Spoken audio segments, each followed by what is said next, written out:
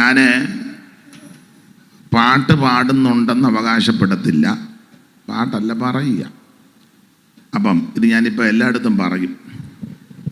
അപ്പം ഞാൻ പാടുമ്പം എൻ്റെ ശബ്ദവും പാട്ടിൻ്റെ വരി അതിൻ്റെ പദങ്ങളെല്ലാം മേളിൽ നിൽക്കണം. കാരണം എന്താ ഈ പാടി ഒപ്പിക്കുന്നെന്ന് എൻ്റെ ഭാഷ പറഞ്ഞ അക്ഷരം പെറുക്കിയെടുക്കുന്ന വിധത്തിൽ വേണം കേൾപ്പിക്കാൻ.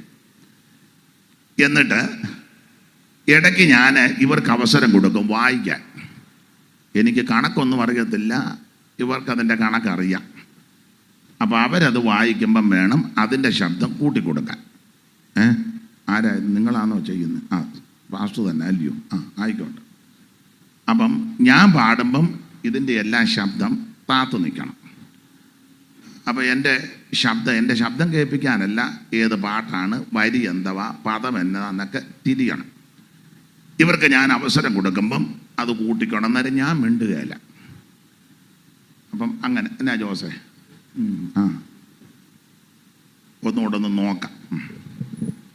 എന്നുള്ള മാകും മക ദൈവാലയത്തിൽ നിന്നും, എന്നുള്ള മാകും മക ദൈവാലയത്തിൽ നിന്നും പൊങ്ങും നിനക്ക് വന്ദനം പരമേശ, പൊങ്ങും നിനക്ക് വന്ദനം പരമേശ, പാടും നിനക്ക് നിത്യവും പരമേശ, പാടും നിനക്ക് നിത്യവും.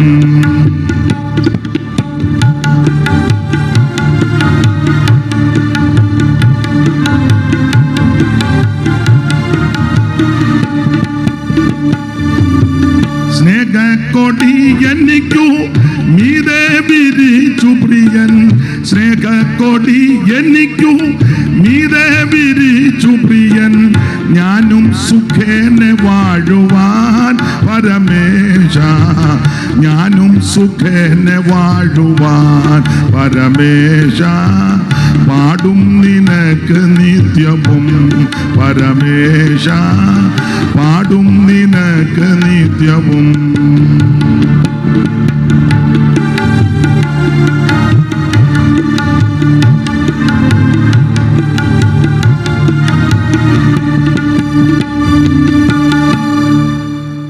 ഇങ്ങനെ വേണം, നന്നായിരിക്കുന്നു. ഇതാണ് സംഗീത ശുശ്രൂഷയുടെ വാദ്യോപകരണം വെച്ചുകൊണ്ടുള്ള ശുശ്രൂഷ. ഇങ്ങനെ ചെയ്യണം. ചില ഇടങ്ങളിൽ ചെന്നാൽ ഏത് പാട്ടാന്ന് പോലും കേൾക്കുകയില്ല, കേൾപ്പിക്കുകയില്ല, തിരിയുകയില്ല. പുസ്തകത്തിലെ വാക്യവും അറിയാമല്ലോ, സംഗീതക്കാര് മുമ്പിൽ, വീണക്കാര് പിമ്പിൽ. അപ്പം ഞാൻ പാട്ട് പാടി കഴിയുമ്പോൾ അവർക്ക് ഞാൻ കൊടുക്കും. അവരും അത് നന്നായിട്ട് കൈകാര്യം ചെയ്തു. ഇങ്ങനെ ആ ശുശ്രൂഷ പോകേണ്ടത്. ഇത് ചിലയിടത്ത് കഴിഞ്ഞാൽ ഏത് പാട്ട് ഇതെല്ലാം കൂടെ അടിച്ച് പെരിപ്പിച്ച് മനുഷ്യനെ, അതായത് മറ്റുള്ളവർക്കും ബുദ്ധിമുട്ട് വരുന്നത്. ഇത് ഇങ്ങനെ പോട്ടെ, ഇങ്ങനെ പോണം, ഇങ്ങനെ പോട്ടെന്നല്ല, ഇങ്ങനെ ആ പോകേണ്ടത്. ദൈവം എല്ലാവരെയും അനുഗ്രഹിക്കട്ടെ. ഇന്ന് രാത്രിയിലെ തിരുവചന ചിന്തയ്ക്ക് അടിസ്ഥാനമായിട്ട് വായിച്ചത് കൊരിന്ത്യർക്ക് എഴുതിയ 2-ാം ലേഖനം 11-ാം അധ്യായത്തിൻ്റെ 4-ാമത്തെ തിരുവെടുത്താണ്.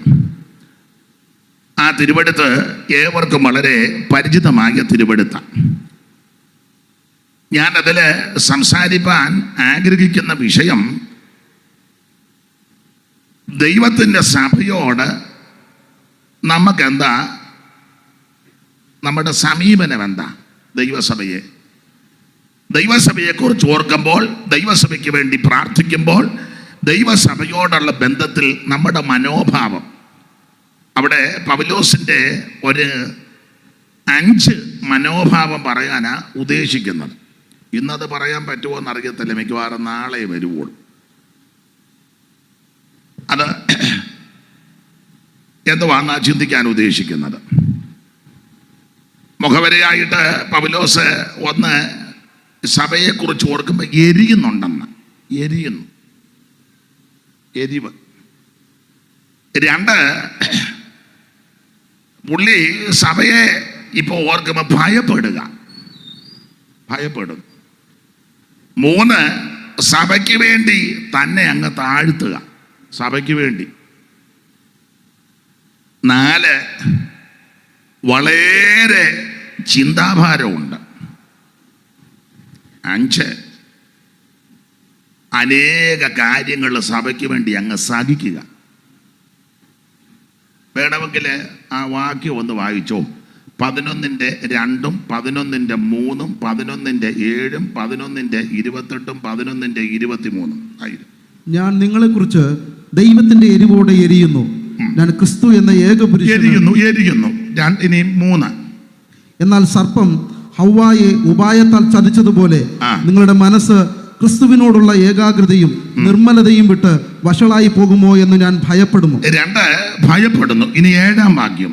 അല്ലെങ്കിൽ ഞാൻ ദൈവത്തിന്റെ സുവിശേഷം നിങ്ങൾക്ക് സൗജന്യമായി പ്രസംഗിച്ചുകൊണ്ട് നിങ്ങൾ ഉയരേണ്ടതിന് എന്നെ തന്നെ താഴ്ത്തുകയാൽ പാപം ചെയ്തുവോ? എന്നെ തന്നെ താഴ്ത്തുന്നു. ഇനി അതിന്റെ 28. എന്നീ അസാധാരണ സംഗതികൾ ഭവിച്ചതുകൂടാതെ എനിക്ക് ദിവസേന സർവസഭകളെയും കുറിച്ചുള്ള ചിന്താഭാരം എന്ന ചിന്താഭാരം 23. ക്രിസ്തുവിന്റെ ശുശ്രൂഷക്കാരോ ഞാൻ ബുദ്ധിഭ്രമമായി സംസാരിക്കുന്നു. ഞാൻ ഏറ്റവും അധികം അധ്വാനിച്ചു. അപ്പൊ താഴോട്ട് അനുഭവിച്ച പങ്കപ്പാടും ഭേദകെട്ട ലിസ്റ്റ്. അപ്പൊ 5 കാര്യമാണ്. ഇത് സഭയോട് ബന്ധപ്പെട്ട് ഉള്ള കാര്യമാണ്. ഞാൻ ഇത് സംസാരിപ്പാൻ ആഗ്രഹിക്കുന്നത്. അത് ഇന്ന് ഒക്കുമോ എന്ന് തോന്നുന്നില്ല. മിക്കവാറും നാളെ ആയിരിക്കും. കാരണം വേറെ കാര്യം പറയാനുണ്ട്. വേറെ കാര്യം മറ്റ് ചരിത്രമൊന്നുമല്ല, സുവിശേഷത്തെ പറ്റി. ഇത് നമ്മുടെ ഈ പ്രാവശ്യത്തെ മഹായുഗത്തിൻ്റെ ആരംഭ ദിവസമാണ്. ഇന്ന് രാത്രിയിൽ അതിന് കുർവാക്യമായിട്ട് നമ്മൾ വായിച്ചത് 11-ാം അധ്യായത്തിൻ്റെ 4-ാമത്തെ തിരുവെടുത്താണ്. കൊരിന്ത്യർക്ക് പൗലോസ് 2 ലേഖനം എഴുതി. ലേഖനം എഴുതിയത് എന്തിനെന്ന് ചോദിച്ചാൽ ഒറ്റ വാക്ക് പറഞ്ഞാൽ ഇവരെ നന്നായിട്ട് തർജ്ജനം ചെയ്യുകയാണ്. കൊരിന്ത്യ ലേഖനം തർജ്ജന ലേഖനത്തിൽ പെടും. കാരണം ഇവര് വിശുദ്ധിയിലും പ്രമാണത്തിലും പ്രതിഷ്ഠയിലും നന്നായിട്ട് ജീവിച്ച് കർത്താവിൻ്റെ വരവിനായിട്ട് ഒരുങ്ങണം. ആ ഉദ്ദേശത്തോടാണ് പൗലോസ് ഈ ലേഖനം എഴുതിയിരിക്കുന്നത്. അത് എല്ലാ ഭാഗത്തേക്കും പോകുന്നില്ല. 4-ാമത്തെ വാക്യത്തിൽ ഞാൻ സൂചിപ്പിച്ചു, നിങ്ങൾക്കറിയാം, വായിച്ച് അറിയാമല്ലോ. അവിടെ 3 കാര്യം എടുത്തു പറഞ്ഞിരിക്കുക. 1, 4-ാം വാക്യം ഒന്നുകൂടെ വായിച്ചേ. ഒരുത്തൻ വന്ന് ഞങ്ങൾ പ്രസംഗിക്കാത്ത മറ്റൊരു യേശുവിനെ പ്രസംഗിക്കുകയോ, മറ്റൊരു യേശു. 2, നിങ്ങൾക്ക് ലഭിക്കാത്ത വേറൊരു ആത്മാവെങ്കിലും, വേറെ ഒരു ആത്മാവ്. 3, നിങ്ങൾ കൈക്കൊള്ളാത്ത വേറൊരു സുവിശേഷം, വേറൊരു സുവിശേഷം. മറ്റൊരു യേശു, വേറൊരു ആത്മാവ്, വേറൊരു സുവിശേഷം. അപ്പോൾ ഇങ്ങനെയുള്ള കാര്യങ്ങളും വിഷയങ്ങളും വളരെ വർദ്ധിച്ചു വരിക. അതുകൊണ്ട് ഇന്ന് രാത്രി പ്രാരംഭത്തിൽ നമുക്ക് ചില കാര്യങ്ങൾ ചിന്തിക്കേണ്ടത്, വേറൊരു സുവിശേഷം ഇപ്പോൾ പ്രബലമായിക്കൊണ്ടിരിക്കുക. അതിപ്പോഴെന്നല്ല, ഈ ലേഖനം എഴുതിയ കാലം മുതലേ ഉണ്ട് വേറൊരു സുവിശേഷം. ഏതാ ഈ വേറൊരു സുവിശേഷം? അപ്പോൾ വേറൊരു സുവിശേഷം എന്ന് പറയുന്നതിലും കുറച്ചുകൂടെ നല്ലത് ശരിയായ സുവിശേഷം ഏതാ? എന്നെ ബൈബിൾ കോളേജിൽ പഠിപ്പിച്ച അധ്യാപകർ വളരെ ശ്രേഷ്ഠരാണ്. അതിൽ വളരെ പ്രഗത്ഭനായ ഒരു കർത്തൃദാസൻ മൺമറഞ്ഞു, ഇന്ത്യ ദൈവസഭയുടെ അസിസ്റ്റന്റ് ഓവർസിയറായിട്ടൊക്കെ ഇരുന്ന PG മാത്യു സാറിൻ്റെ അമ്മാവിയപ്പനെ MT മാത്യു, അദ്ദേഹത്തെ വേറൊരു പേര് പറയും മൈക്ക് മത്തായിച്ചൻ, ശ്രേഷ്ഠനായ ഒരു കർത്തദാസന, എൻ്റെ ഗുരുവാണ്. അപ്പം അദ്ദേഹം പല കാര്യങ്ങൾ പഠിപ്പിച്ചിട്ടുണ്ട്. അതെല്ലാം എനിക്ക് വളരെ പ്രയോജനമാണ്. അപ്പം അദ്ദേഹം പറയുമായിരുന്നു പഠിപ്പിക്കുമ്പോൾ, നിങ്ങൾ എവിടെയെങ്കിലും ചെല്ലുമ്പം ഇപ്പോൾ ഒരു ചായ കുടിക്കാൻ ചെന്നു, അവിടുത്തെ ചായ മോശമാണെന്ന് പറയണ്ട, നമ്മൾ നല്ല ചായ കൊടുത്താൽ മതി. അപ്പുറത്തെ മീൻ വെക്കുന്നവൻ്റെ മീൻ ചീഞ്ഞതാന്ന് പറയണ്ട, നമ്മൾ നല്ല മീൻ അങ്ങ് കൊടുത്താൽ മതി. പുള്ളിയുടെ ഭാഷ. ആ വീട്ടിലെ ഭക്ഷണം കൊള്ളുകയില്ല എന്ന് പറയണ്ട, നമ്മൾ നല്ല ഭക്ഷണം കൊടുത്താൽ മതി. അപ്പൊ കഴിക്കുന്നവരാ തീരുമാനിക്കുന്നത്, വാങ്ങുന്നവരാ തീരുമാനിക്കുന്നത് ഇതേതാ നല്ലതെന്ന്. അതുകൊണ്ട് വേറൊരു സുവിശേഷം വർദ്ധിച്ചുകൊണ്ടിരിക്കുക. അപ്പൊ അതുകൊണ്ട് അതവിടെ നിൽക്കട്ടെ. അപ്പം ഏതാ ശരിയായ സുവിശേഷം? അത് ഇന്ന് രാത്രി ഒന്ന് ചിന്തിക്കാം. ഇവിടെ ഇരിക്കുന്നവർക്കെല്ലാം അറിയാം. ഇതറിയാത്ത ആരെങ്കിലും വന്നിട്ടുണ്ടെങ്കിൽ, കേൾക്കുന്നുണ്ടെങ്കിൽ, വിശേഷിച്ച് ഈ സ്ഥലത്ത് ഇങ്ങനൊരു ക്രമീകരണം ഒരുക്കിയ ഇതിൻ്റെ ബിൽഡിങ്ങിൻ്റെ സ്ഥാപനത്തിൻ്റെ ചുമതലപ്പെട്ടവരെയും ദൈവം അനുഗ്രഹിക്കട്ടെ. എനിക്ക് തോന്നുന്നു അതിനേക്കാളും നല്ലത് ഇതാണെന്നാ തോന്നുന്നത്, കഴിഞ്ഞ പ്രാവശ്യം നടത്തിയത് അല്ലേ. പണ്ടൊരാൾ പറഞ്ഞില്ല, തത്തീർ എനിക്ക് ഗുണമായെന്ന് പറഞ്ഞ പോലെ ഇതാ കുറച്ചുകൂടെ നല്ലത്. മഞ്ഞും അടിക്കുന്നില്ല ഇല്ലയോ, അവിടെ ആണെങ്കിൽ മഞ്ഞ് കൊള്ളും. ഇതാ നല്ലത്. ആ കർത്താവ് വരുന്നത് വരെ ഇങ്ങനെ പോട്ടെ. അപ്പോൾ ഈ സ്ഥാപനത്തെയും ചുമതലപ്പെട്ടവരെയും ദൈവം അനുഗ്രഹിക്കട്ടെ. അപ്പൊ ഇന്ന് രാത്രി അതുകൊണ്ട് ഇവിടെ ഇരിക്കുന്ന നിങ്ങളോടല്ല പ്രധാനമായിട്ട് പറയുന്നത്, ആരെങ്കിലും ഒരാള് ഇതറിയാത്തവരുണ്ടെങ്കിൽ അവരെ ഉന്നം വെച്ചാ പറയാൻ. ഇപ്പൊ നിങ്ങൾ അങ്ങോട്ട് പോകുമ്പോൾ ചോദിക്കുക, എവിടെ പോവുക? സുവിശേഷ യോഗത്തിന് പോയതാ. എന്താ സുവിശേഷം? അതിന് കൃത്യമായ മറുപടി പറയണം. നമ്മൾ ബാധ്യസ്ഥരാ. പത്രോസ് അങ്ങനെ പറഞ്ഞിരിക്കുന്നത്. 3:15 വായിച്ചു, അറിവുള്ള വാക്യമാ. പത്രോസിന്റെ 1-ാം ലേഖനം 3-ാം അധ്യായത്തിന്റെ 15-ാം വാക്യം അറിവുള്ള വാക്യമായെങ്കിലും വായിച്ചു. വായിക്കുന്നതില്ലയോ കുറച്ചുകൂടെ നല്ലത്, കാരണം ഭാഗ്യവും വരട്ടെ.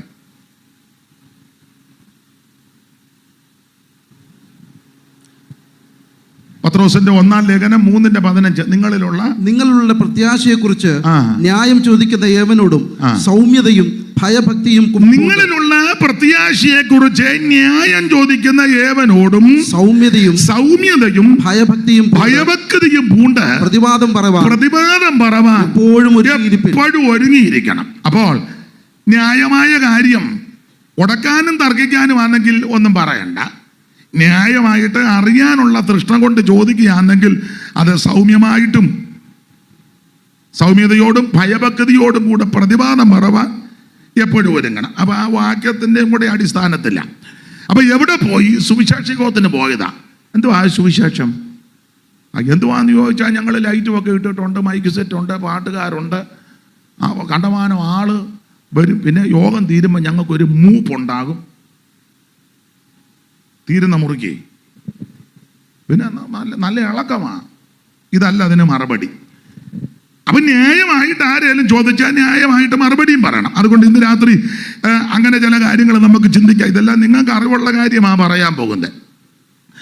സുവിശേഷം വേറൊരു സുവിശേഷം വർദ്ധിച്ചുകൊണ്ടിരിക്കുക. അതിൻ്റെ നടുവിൽ ശരിയായ സുവിശേഷം എന്താ?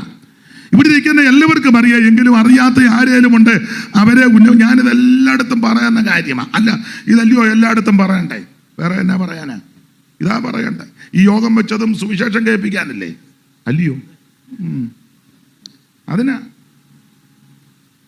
അപ്പൊ ശ്രദ്ധിക്കുക. അതുകൊണ്ട് ഇന്ന് രാത്രി നമുക്ക് ശാന്തമായിട്ട് ചില കാര്യം ഒന്ന് ചിന്തിക്കാം. ജിജോ വാക്യം വായിച്ച് നൂപ്പാട് വരും. നന്നായിട്ട് വായിച്ചോണം. നല്ല ചടി കടാന്നതല്ലേ, കോവൂരെ കുഞ്ഞോളച്ച പറമ്പിലെ തടിപ്പുറത്തെ വെടി പോലെ നിന്നോണം വായിച്ചോണം. നമ്മൾ വേണമെന്ന് വായിച്ചു കൊടുത്തു സഹായിക്കാൻ. എന്നെ വായിക്കുമോ? പറഞ്ഞു കൊടുക്കാൻ ഇരിക്കുക. ആയിക്കോട്ടെ. അപ്പൊ ഇന്ന് രാത്രി ശാന്തമായിട്ട് നമുക്ക് ചിന്തിക്കാം. സുവിശേഷം വേറൊരു സുവിശേഷം. അപ്പൊ ശരിയായ സുവിശേഷം എന്താണ് സുവിശേഷം? ഇവിടെ ഇരിക്കുന്ന എല്ലാവർക്കും മനപാഠമാ. അറിയാത്തവരുടെ അറിവിന് പറയും എന്താ സുവിശേഷം എന്ന് പറഞ്ഞാൽ നസറയനാകുന്ന യേശു ക്രിസ്തു. വായിച്ചു തിമോഥെയോസിന്റെ 2-ാം ലേഖനം 2-ാം അധ്യായത്തിന്റെ 8-ാമത്തെ തിരുവെടുത്ത് വായിച്ചു. ദാവീദിന്റെ സന്തതിയായി ജനിച്ച് മരിച്ചിട്ട് ഉയർത്തെഴുന്നേറ്റിരിക്കുന്ന യേശുക്രിസ്തുവിനെ ഓർത്തുകൊള്ളുക. അതാകുന്നു എന്റെ സുവിശേഷം. എന്നെ കേൾക്കുന്ന ബഹുമാന്യരെ, സമീപവാസികളെ, സ്ഥലവാസികളെ, ശബ്ദപരിധിയിൽ കേൾക്കുന്ന അല്ല ഓൺലൈനിൽ ദൂരത്തിരിക്കുന്ന ആർക്കെങ്കിലും എന്ന് അറിയത്തില്ലെങ്കിൽ നിങ്ങളോട് ഇന്ന് രാത്രി ഓർപ്പിക്കുകയാണ്. സുവിശേഷം മതം മാറ്റമല്ല, സുവിശേഷം സഭ മാറ്റുകയല്ല, സുവിശേഷം സംഘടന മാറുന്നതല്ല, സുവിശേഷം തത്വജ്ഞാനം പറയുന്നതല്ല, സുവിശേഷം തത്വസംഹിതകളെ നിരത്തുന്നതല്ല, സുവിശേഷം പ്രത്യേക ശാസ്ത്രങ്ങളെ വാരി വിതറുന്നതല്ല, സുവിശേഷം മനുഷ്യനെ കൊലയ്ക്ക് കൊടുക്കുന്നതല്ല, സുവിശേഷം മറ്റുള്ളവന് ജീവഹാനി വരുത്തുന്നതല്ല, സുവിശേഷം അപരനെ നശിപ്പിക്കുന്നതല്ല, സുവിശേഷം മറ്റ് മതക്കാര് തകർക്കാൻ പ്രേരണ കൊടുക്കുന്നതല്ല. ഇങ്ങനെ പറഞ്ഞാൽ ഒത്തിരി പറയാനുണ്ട്. പിന്നെന്താ സുവിശേഷം എന്ന് പറഞ്ഞാൽ നസറയനാകുന്ന യേശുക്രിസ്തു. ഒന്നുകൂടെ വായിച്ചോ കേക്കട്ടെ. ദാവീദിന്റെ സന്തതിയായി ജനിച്ച് മരിച്ചിട്ട് ഉയർത്തെഴുന്നേറ്റിരിക്കുന്ന. പദത്തിനൊക്കെ വലിയ അർത്ഥമാ. ജനിച്ച് മരിച്ചിട്ട് നിർത്തിയില്ല, ഉയർത്തെഴുന്നേറ്റിരിക്കുന്നു. ഇവിടെ വന്നവരെ എല്ലാം ഇങ്ങനെ ജനിച്ചു മരിച്ചു. ശുഭം ആർക്ക്? പുള്ളിക്കും ശുഭമാ. അല്ല, മരിക്കുമ്പോഴൊക്കെ നമ്മൾ പറയല്ലേ, ചിലർ നമുക്ക് സ്നേഹമുള്ളവരും പ്രാരാബ്ധമുള്ളവരും ഒക്കെ മരിക്കുമ്പോൾ നമ്മൾ പറയത്തില്ല. ഈയിടെ ഒരു മരണ വീട്ടിൽ പോയപ്പം ഒരാൾ കരഞ്ഞുകൊണ്ട് മരിച്ചു കിടക്കുന്ന പുള്ളിയെ നോക്കിക്കൊണ്ട് സ്നേഹിതം വന്ന് പറയാ, ജോർജ് കുട്ടി നീ രക്ഷപ്പെട്ടല്ലോടാ. ഇല്ലേ? മിണ്ടുന്നില്ല. സ്നേഹിതം വന്ന് പറയാൻ, ജോർജ് കുട്ടി നീ രക്ഷപ്പെട്ടല്ലോടാ. അപ്പൊ എന്നാ, ഇവിടുന്ന് രക്ഷപ്പെട്ടു. ജോർജ് കുട്ടി എങ്ങോട്ട് പോയെന്നുള്ളത് ഞാൻ പിന്നെ പറയാം. ഇവിടുന്ന് പുള്ളി രക്ഷപ്പെട്ടെന്ന. അപ്പം യേശുക്രിസ്തുവിനെ പറ്റി പറയുന്നത്, ദാവീദിന്റെ സന്തതിയായി ജനിച്ച് മരിച്ചിട്ട് നിർത്തിയില്ല, ചേർത്ത് പറഞ്ഞു ഉയർത്തെഴുന്നേറ്റ യേശുക്രിസ്തു. അതാ സുവിശേഷം. സ്തോത്രം. അപ്പൊ എന്താ സുവിശേഷം എന്ന് ആരേലും ചോദിച്ചാൽ ഒറ്റ വാക്കിലെങ്കിലും മറുപടി പറയണം. അത് നമ്മൾ ബാധ്യസ്ഥരാ. യേശുക്രിസ്തു, അതാ സുവിശേഷം. അയ്യോ അതെന്താ യേശുക്രിസ്തു? അങ്ങനെ ആരേലും ഒന്നും കൂടെ ചോദിച്ചാൽ അടുത്തൊരു മറുപടി. കൊരിന്ത്യർക്ക് എഴുതിയ 1-ാം ലേഖനം 15-ാം അധ്യായത്തിന്റെ 3-ാം വാക്യം. ക്രിസ്തു നമ്മുടെ പാപങ്ങൾക്ക് വേണ്ടി, യേശു ക്രിസ്തു നമ്മുടെ പാപങ്ങൾക്ക് വേണ്ടി തിരുവെഴുത്തുകളും പ്രകാരം മരിച്ച് അടക്കപ്പെട്ടു. തീർന്നില്ല, തിരുവെഴുത്തുകളിൻ പ്രകാരം 3-ാം നാൾ ഉയർത്തെഴുന്നേറ്റു. അതാ സുവിശേഷം. അപ്പോൾ തിരുവെഴുത്തുകളും പ്രകാരം മരിച്ചു, തിരുവെഴുത്തുകളും പ്രകാരം അടക്കപ്പെട്ട്, തിരുവെഴുത്തുകളും പ്രകാരം 3-ാം ദിവസം ഉയർത്തു. അതാ സുവിശേഷം. അറിയാമല്ലോ, സുവിശേഷം നല്ല വാർത്ത, സദ്വർത്തമാനം, ഗുഡ് ന്യൂസ്, നല്ല വാർത്തയാ. എന്തുവാ നല്ല വാർത്ത? യേശുക്രിസ്തുവിന്റെ ജനനം നല്ല വാർത്തയാ. ഈ എല്ലാവരും ജനിച്ച പോലല്ല യേശു ജനിച്ചത്, അല്ല. നമുക്കെല്ലാം അറിയാം, മത്തായി സുവിശേഷത്തിൽ ജനിപ്പിച്ചു എന്ന. എന്നാൽ ക്രിസ്തുവേശുവിന്റെ ജനനത്തോട് ബന്ധപ്പെട്ട് കൊടുത്തിരിക്കുന്ന പറഞ്ഞ നമുക്കെല്ലാം മനപാഠമാ. ജനിപ്പിച്ചെന്നല്ല, ജനിച്ചു. അങ്ങനല്ലയോ ജിജോ? മത്തായി 1:16 13 ജനിച്ചു. അവളിൽ നിന്ന് ക്രിസ്തു എന്ന് പേരുള്ള യേശു ജനിച്ചു. മറ്റവരുടെ എല്ലാം ജനിപ്പിച്ചെന്ന 1 മുതൽ വായിര. അബ്രഹാമിനോട് വലിയ താല്പര്യം ഇല്ലെന്ന് തോന്നുന്നു. അബ്രഹാമിന്റെ പുത്രനായ ദാവീദിന്റെ പുത്രനായ യേശുവിന്റെ വംശാവലി. അടുത്തത്, അബ്രഹാം ഇസഹാക്കിനെ ജനിപ്പിച്ചു. ഇസഹാക്ക് യാക്കോബിനെ ജനിപ്പിച്ചു. യാക്കോബ് യഹൂദയെയും അവന്റെ സഹോദരന്മാരെയും ജനിപ്പിച്ചു. യഹൂദ താമാറിൽ പാരേസിനെയും സാരഹിനെയും ജനിപ്പിച്ചു. അപ്പൊ ഇതെല്ലാം ജനിപ്പിച്ചു. എന്നാൽ ക്രിസ്തുവേശുവിന്റെ തിരുപ്പിറവിയോട് ബന്ധപ്പെട്ട് നമുക്കെല്ലാം അറിയാം, ജനിപ്പിച്ചെന്നല്ല, ജനിച്ചു. അപ്പൊ യേശുക്രിസ്തുവിന്റെ ജനനം വിശേഷപ്പെട്ട ജനനമാണ്. ഒന്ന്, ആരും ജനിപ്പിച്ചതല്ല, അവിടുന്ന് ജനിച്ചതാണ്. 2, എന്നെയും നിങ്ങളെയും ജനിപ്പിച്ചതാ. ഒരു പുരുഷനും ഒരു സ്ത്രീയും, അല്ലെങ്കിൽ എൻ്റെ അമ്മയും എൻ്റെ അപ്പനും. ഇവിടെ സയൻസ് പഠിച്ച പിള്ളേരെല്ലാം ഉണ്ട്. എനിക്ക് സയൻസും ശാസ്ത്രവും ഒന്നും വലിയ വശമില്ല. വലിയ വശമെന്നല്ല, വശമേ ഇല്ല. എന്നാലും ചില ചെറിയ അറിവിന്റെ വെളിച്ചത്തിൽ പറയുക, ഒരു പുരുഷന്റെ ബീജത്താലും സ്ത്രീയുടെ അണ്ടം അങ്ങോട്ടും യോജിച്ചെങ്കിൽ ഒരു പ്രജ, ഒരു ശിശു ഉരുവാകുകയുള്ളൂ. അപ്പോൾ യേശുക്രിസ്തുവിന്റെ ജനനം സ്ത്രീയുടെ സന്തതിയായി ജനിച്ചു. എങ്ങനെ? ദൈവത്തിന്റെ പരിശുദ്ധാത്മാവിനാൽ, ദൈവത്തിന്റെ വചനത്താൽ. നമ്മുടെ ജനനം പോലല്ല യേശുവിന്റെ ജനനം, വിശേഷപ്പെട്ട ജനനമാണ്. അതെന്താ? 1, ഇവിടെ കേട്ടല്ലോ, ദൈവത്തിന്റെ മകനെ ജനിപ്പിച്ചതല്ല, ജനിച്ചതാ. ഇപ്പൊ എൻ്റെ അപ്പൻ എന്നെ ജനിപ്പിച്ചതാ, അല്ലേ? ജനിപ്പിച്ചതാ. യേശുക്രിസ്തുവിനെ മനുഷ്യനാരും ജനിപ്പിച്ചതല്ല, അവിടുന്ന് ജനിച്ചു. അതാ ഒരു വിശേഷത. 2, കർത്താവിന്റെ ജനനത്തോടെ തിരുപ്പിറവിയോടുള്ള ബന്ധത്തിൽ നിങ്ങൾ വചനം പഠിക്കുമ്പോൾ അറിയാം, ആട്ടിടയന്മാര് വെളിമ്പ്രദേശത്ത് ആടിനെ തീറ്റി വിശ്രമിക്കുമ്പോൾ ഈ ജനന വസ്തുത, ജനിച്ച കാര്യം അറിയിക്കാൻ സ്വർഗത്തിൽ നിന്ന് ദൈവം ഒരു ദൂതനെ അങ്ങോട്ട് അയച്ചു. നമ്മളാരും ജനിച്ചപ്പോൾ ഏത് ദൂതനാ വന്നേ? അല്ല, ഇവിടെ മഹാന്മാരും ഉന്നതന്മാരും കുബേരന്മാരും പണ്ഡിത ശിരോമണികളും രാഷ്ട്രീയത്തിലെ അതികായകന്മാരും രാജാക്കന്മാരും സാമൂതിരിമാരും എന്ന് വേണ്ട സകല ആൾക്കാർ ഇവിടെ വന്ന് ജനിച്ചു. ഹൈന്ദവ പുരാണം പഠിക്കുമ്പോൾ അവതാര പുരുഷന്മാരെല്ലാം വന്ന് ഇവിടെ ജനിച്ചു. പുരാണം അങ്ങനെ ആണല്ലോ. ആയിക്കോട്ടെ, ഇവിടെ സകല മനുഷ്യരും വന്ന് ജനിച്ചു. ഇവരുടെ ആരുടെയും ജനനം ദൂതൻ വന്ന് വിളംബരം ചെയ്തില്ല. എന്നാൽ യേശു ക്രിസ്തുവിന്റെ ജനനത്തിൽ മാത്രമേ ദൈവം ദൂതനെ ഇങ്ങോട്ട് വിട്ടത്. ലൂക്കോസിന്റെ സുവിശേഷം 2-ാം അധ്യായത്തിന്റെ 8 മുതൽ താഴോട്ടുള്ള വാക്യം വായിച്ചേ. ഒരു ദൂതൻ വന്നെന്ന. അന്ന് ആ പ്രദേശത്ത് ഇടയന്മാർ രാത്രിയിൽ ആട്ടിൻകൂട്ടത്തെ കാവൽ കാത്ത് വെളിയിൽ പാർത്തിരുന്നു. അപ്പോൾ കർത്താവിന്റെ ഒരു ദൂതൻ ആദ്യം ഒരു ദൂതനെ ഇങ്ങോട്ട് വിട്ടു. ഏതാ? ജനനം അറിയിക്കാനാ. യേശുവിന്റെ ജനനത്തിന്റെ വിശേഷതയാ കർത്താവിന്റെ ഒരു ദൂതൻ. വായിക്കേ. കർത്താവിന്റെ തേജസ് അവരെ ചുറ്റി മിന്നി, അവർ ഭയപരവശരായി തീർന്നു. ദൂതൻ അവരോട്, ഈ ഒരു ദൂതൻ അവരോട്, ഭയപ്പെടേണ്ട, സർവ്വജനത്തിനും ഉണ്ടാകുവാനുള്ള ഒരു മഹാസന്തോഷം ഞാൻ നിങ്ങളോട് സുവിശേഷിക്കുന്നു. അപ്പൊ ഈ സുവിശേഷം അറിയിക്കുക. അപ്പൊ ഈ തിരുപ്പിറവി അറിയിക്കാൻ വേണ്ടി സ്വർഗത്തിലെ ദൈവം ഒരു ദൂതനെ ആദ്യം വിട്ടത്. ഇവിടെ ജനിച്ച ആരുടെ ജനനത്തിലാ ദൈവം ദൂതനെ വിട്ടേ? എന്നെ എല്ലാവർക്കും ഒരു സങ്കടം പോലെ. നിങ്ങളുടെ ജനനം ദൂതൻ പറയാഞ്ഞിട്ടായിരിക്കും. യേശുവിന്റെ ജനനത്തിന്റെ വിശേഷത ദൂതനെ ഇങ്ങോട്ട് വിട്ടു. മാത്രമാണോ ഈ ജനനത്തിന്റെ വൈശിഷ്ട്യം? ഈ ദൂതൻ വന്ന് കാര്യം പറഞ്ഞു. അല്പം കഴിഞ്ഞപ്പം ദൂതന്മാരുടെ ഒരു കൂട്ടം അങ്ങോട്ട് വന്നു നിരന്നു. സ്വർഗീയ സൈന്യത്തിന്റെ ഒരു സംഘം, പെട്ടെന്ന് സ്വർഗീയ സൈന്യത്തിന്റെ ഒരു സംഘം കൂടെ ദൂതനോട് ചേർന്ന് ദൈവത്തെ പുകഴ്ത്തി. ഇതുപോലെ ജനിച്ചതാരാ? അതാ ജനത്തിന്റെ വിശേഷത. യേശുവിന്റെ ജനനത്തിന്റെ വിശേഷത ആദ്യം ഒരു ദൂതനെ ഇങ്ങോട്ട് ദൈവം വിട്ടു. ആട്ടിടയന്മാരോട് എന്ന് പറയാൻ പറഞ്ഞു. ഇത് പറഞ്ഞുകൊണ്ടിരിക്കുന്നതിന് പെട്ടെന്ന് സ്വർഗീയ സൈന്യത്തിന്റെ ഒരു സംഘം നിർണയിക്കാനൊക്കത്തില്ല. എൻ്റെ ഭാവനെ പറഞ്ഞ ആകാശമണ്ഡലം മുഴുവൻ വന്ന് ദൂതൻ അങ്ങ് നിന്നു. പിന്നെ ഞാനങ്ങ് ഭാവനെ കാണുക. നാഗസ്വരവും ഫ്ലൂട്ടും തബല് മൃദംഗവും കീബോർഡൊന്നുണ്ടോ എന്ന് അറിയത്തില്ല. ഇല്ലെന്നാ പുള്ളി പറയാന്ന്.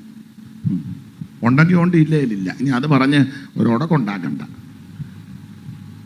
ഹാർമോണിയവും ഇതെല്ലാം വെച്ച് ഒരു പാട്ടും ഒരു സ്തുതിഗീതമൊക്കെ. അത്യുന്നതങ്ങൾ ദൈവത്തിന് മഹത്വം, ഭൂമിയിൽ ദൈവപ്രസാദമുള്ള മനുഷ്യർക്ക് സമാധാനം. ഞാൻ ആ ഭാഗം അങ്ങ് വിടുക.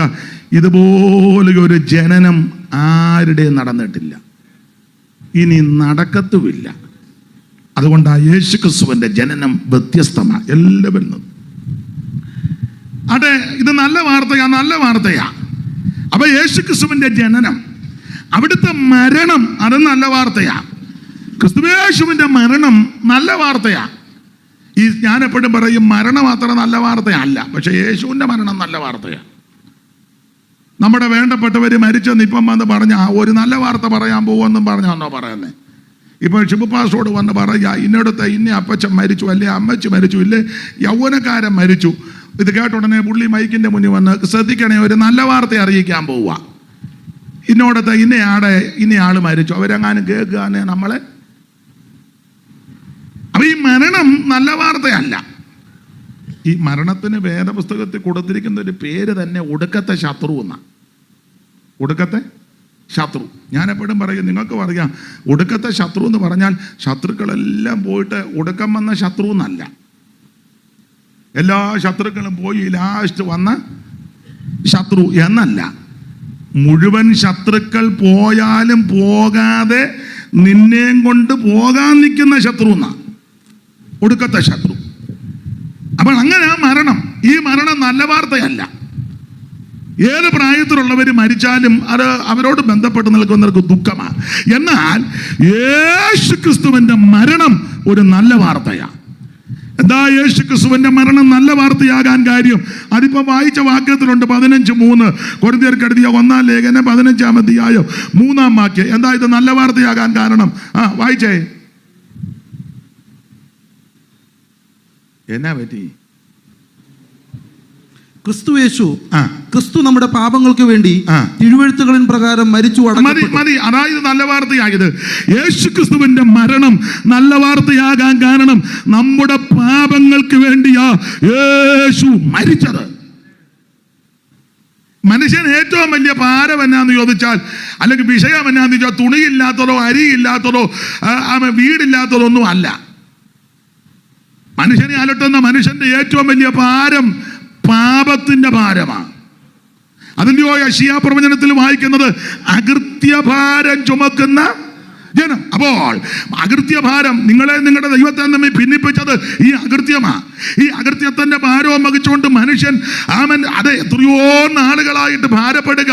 ഇതെവിടെ താത്തു വെക്കും, ആരിത് വഹിക്കും, ഇതെങ്ങനെ എവിടെ വെക്കും? അതിന് തീർത്ഥയാത്ര നടത്തുന്നു, തീർത്ഥാടനങ്ങൾ നടത്തുന്നു, കാഴ്ചകൾ കൊണ്ടുവെക്കുന്നു, തിരുമുൽ കാഴ്ച വെക്കുന്നു, എന്തെല്ലാം കാര്യങ്ങളാ ചെയ്യുന്നത്. എന്തിന്? ഈ പാപത്തിന്റെ ഭാരമൊന്ന് മാറാൻ. അതുകൊണ്ട് ഇന്ന് രാത്രി ആ പാപത്തിന്റെ ഭാരത്തെ ചുമന്നവനാണ് യേശു ക്രിസ്തു.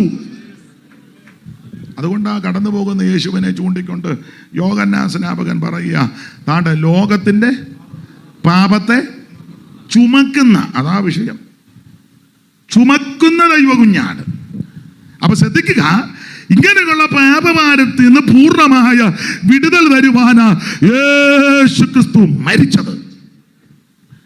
അപ്പൊ യേശുക്രിസ്തുവിന്റെ മരണം നല്ല വാർത്തയാകാൻ കാരണം നമ്മുടെ പാപങ്ങൾക്ക് വേണ്ടിയാ യേശു മരിച്ചത്. അതുകൊണ്ട് ഇത് നല്ല വാർത്തയാ. ഈ പാപഭാരം എവിടെ കൊണ്ട് മാറ്റിവെക്കും? ആരിത് വഹിക്കും? എങ്ങനെ രക്ഷപ്പെടും? ഇതിൽ നിന്ന് മോചനമുണ്ടോ? എങ്ങനെ ഞാൻ നീക്കുപോക്കുണ്ടാകുമെന്ന് ചിന്തിച്ച് ഭാരപ്പെട്ട മനുഷ്യവർഗത്തിന്റെ പാപത്തിന്റെ ഭാരത്തെ ചുമന്നൊഴിക്കാൻ ആണ് യേശു ക്രിസ്തു മരിച്ചത്. മുമ്പ് ഞാൻ സൂചിപ്പിച്ചു, യേശുവിന്റെ ജനനം വ്യത്യസ്തമാണ്, മരണവും വ്യത്യസ്തമാണ്. എന്താ ക്രിസ്തുയേശുവിന്റെ മരണത്തിന്റെ വിശേഷത? ഒന്ന് രണ്ട് കാര്യം പറയാം. മരണത്തിന്റെ വിശേഷത ഒന്ന്, അവിടുന്ന് മരിക്കാനാണ് ഇങ്ങോട്ട് വന്നത്. മരിക്കാനാ വന്നത്. തന്നെയല്ല, യേശു ക്രിസ്തുവിനെ പറ്റി പറഞ്ഞെടുത്തെല്ലാം വന്നു എന്നാണ്. ക്രിസ്തുയേശു പാപികളെ രക്ഷിപ്പാൻ ലോകത്തിൽ വന്നു, അങ്ങനെ കൊടുത്തേക്കുന്ന വന്നു എന്ന് പറയുമ്പോൾ ഓർത്തോണം, നേരത്തെ ഉണ്ടായിരുന്നു. ഇപ്പൊ എന്നോട് നിങ്ങൾ ചോദിക്കുക, ന്യായമായി ചോദിക്കുന്ന ഇങ്ങനെ, പാസ്റ്റർ എപ്പോഴാ വന്നേ? അല്ലാതെ ഇങ്ങോട്ട് വന്ന ഉടനെ എപ്പോഴാ ജനിച്ചേ? ഇപ്പൊ ചോദിക്കുവോ? ഇല്ല. ഈ യോഗത്തിന് എന്നെ കാണുമ്പോൾ എപ്പോഴാ വന്നെന്നേ ചോദിക്കുവുള്ളൂ. അപ്പോൾ യേശു വന്നെന്ന് പറയും. എപ്പം വന്നെന്ന് ചോദിച്ചാൽ ഞാൻ നേരത്തെ ഉണ്ടായിരുന്നു, വേറൊരു സ്ഥലത്തിൽ നിന്നാണ് ഇങ്ങോട്ട് വന്നത്. അതുകൊണ്ടാണ് ന്യായമായ ചോദ്യം, എപ്പം വന്നു? അപ്പൊ യേശു ക്രിസ്തു വന്നു. കർത്താവ് അങ്ങനെ തന്നെ പറഞ്ഞ്, മനുഷ്യപുത്രൻ വന്നത്. അങ്ങനെ മനുഷ്യപുത്രൻ വന്നത്. അപ്പോൾ മുമ്പേ ഉണ്ടായിരുന്നവനാ. എവിടുന്ന് വന്നു? സ്വർഗത്തിൽ നിന്ന് വന്നു. എന്തിനാ വന്നത്? അപ്പോൾ അത് കർത്താവിന്റെ മരണത്തിന്റെ വിശേഷത ഒന്ന്, അവിടുന്ന് മരിക്കാനായി ഇങ്ങോട്ട് വന്നത്. മരിക്കാൻ വന്നതാ. ഞാനും നിങ്ങളും എല്ലാം ജീവിക്കാൻ വന്നവരാ. നമ്മുടെ ഇരിപ്പ് കാണുമ്പോൾ അറിയാം. ഉദാഹരണം എപ്പോഴും ഞാൻ പറയും, രണ്ടുപേരുടെ വെളുപ്പിന് ഇങ്ങനെ നടക്കുന്ന കണ്ടിട്ടില്ലേ? ഭാര്യയും ഭർത്താവും. പുള്ളിയുടെ കയ്യിലൊരു മുളവടിയുണ്ട്, അമ്മയൊരു സ്കാർഫൊക്കെ കെട്ടി മഞ്ഞം പിടിച്ച്. നമ്മൾ ചോദിക്കല്ലേ, എന്നാ കുറച്ച് നാളൂടെ ചിലതിങ്ങനെ കയറ്റി പറ, കുറച്ച് നാളൂടെ വലിയ കുഴപ്പമില്ലാതെ ജീവിച്ചാൽ. അല്ല, ആഹാരം കഴിക്കുന്ന സമയത്ത് നമ്മൾ ചിലയിടത്തൊക്കെ കണ്ടിട്ടുണ്ട്, നിങ്ങളും ശ്രദ്ധിച്ചുണ്ട്, ഇത് കഴിച്ചാട്ടെ, വേണ്ട, ഇത് ഇച്ചിരി മെഴുക്ക് പുരട്ടി, എന്നാ ഇച്ചിരി ബീഫ് ഒലത്തിയതും, എന്നാ പപ്പടം കഴിച്ചാട്ടെ, എന്നാ ഇച്ചിരി അച്ചാറെടുക്കും. യോ, പിന്നെ ലാസ്റ്റ് പുള്ളി ഇങ്ങോട്ട് ചോദിക്കും, പാവയ്ക്ക കാണുമോ? എന്നെ. അപ്പം നമ്മൾ പുള്ളി വിളിക്കും, എന്നാ ഇങ്ങനെ? കുറച്ച് നാളൂടെ ജീവിച്ച കൊള്ളാമെന്നുണ്ട് എന്ന് പറഞ്ഞാൽ വലിയ കുഴപ്പമില്ലാതെ. കുറ്റമല്ലീ പറഞ്ഞത്, നല്ലതാ. അങ്ങനെയൊക്കെ പത്യം നോക്കുന്നത് നല്ലതാ. അപ്പം ഞാനും നിങ്ങളുമെല്ലാം ജീവിക്കാൻ വന്നവരാ.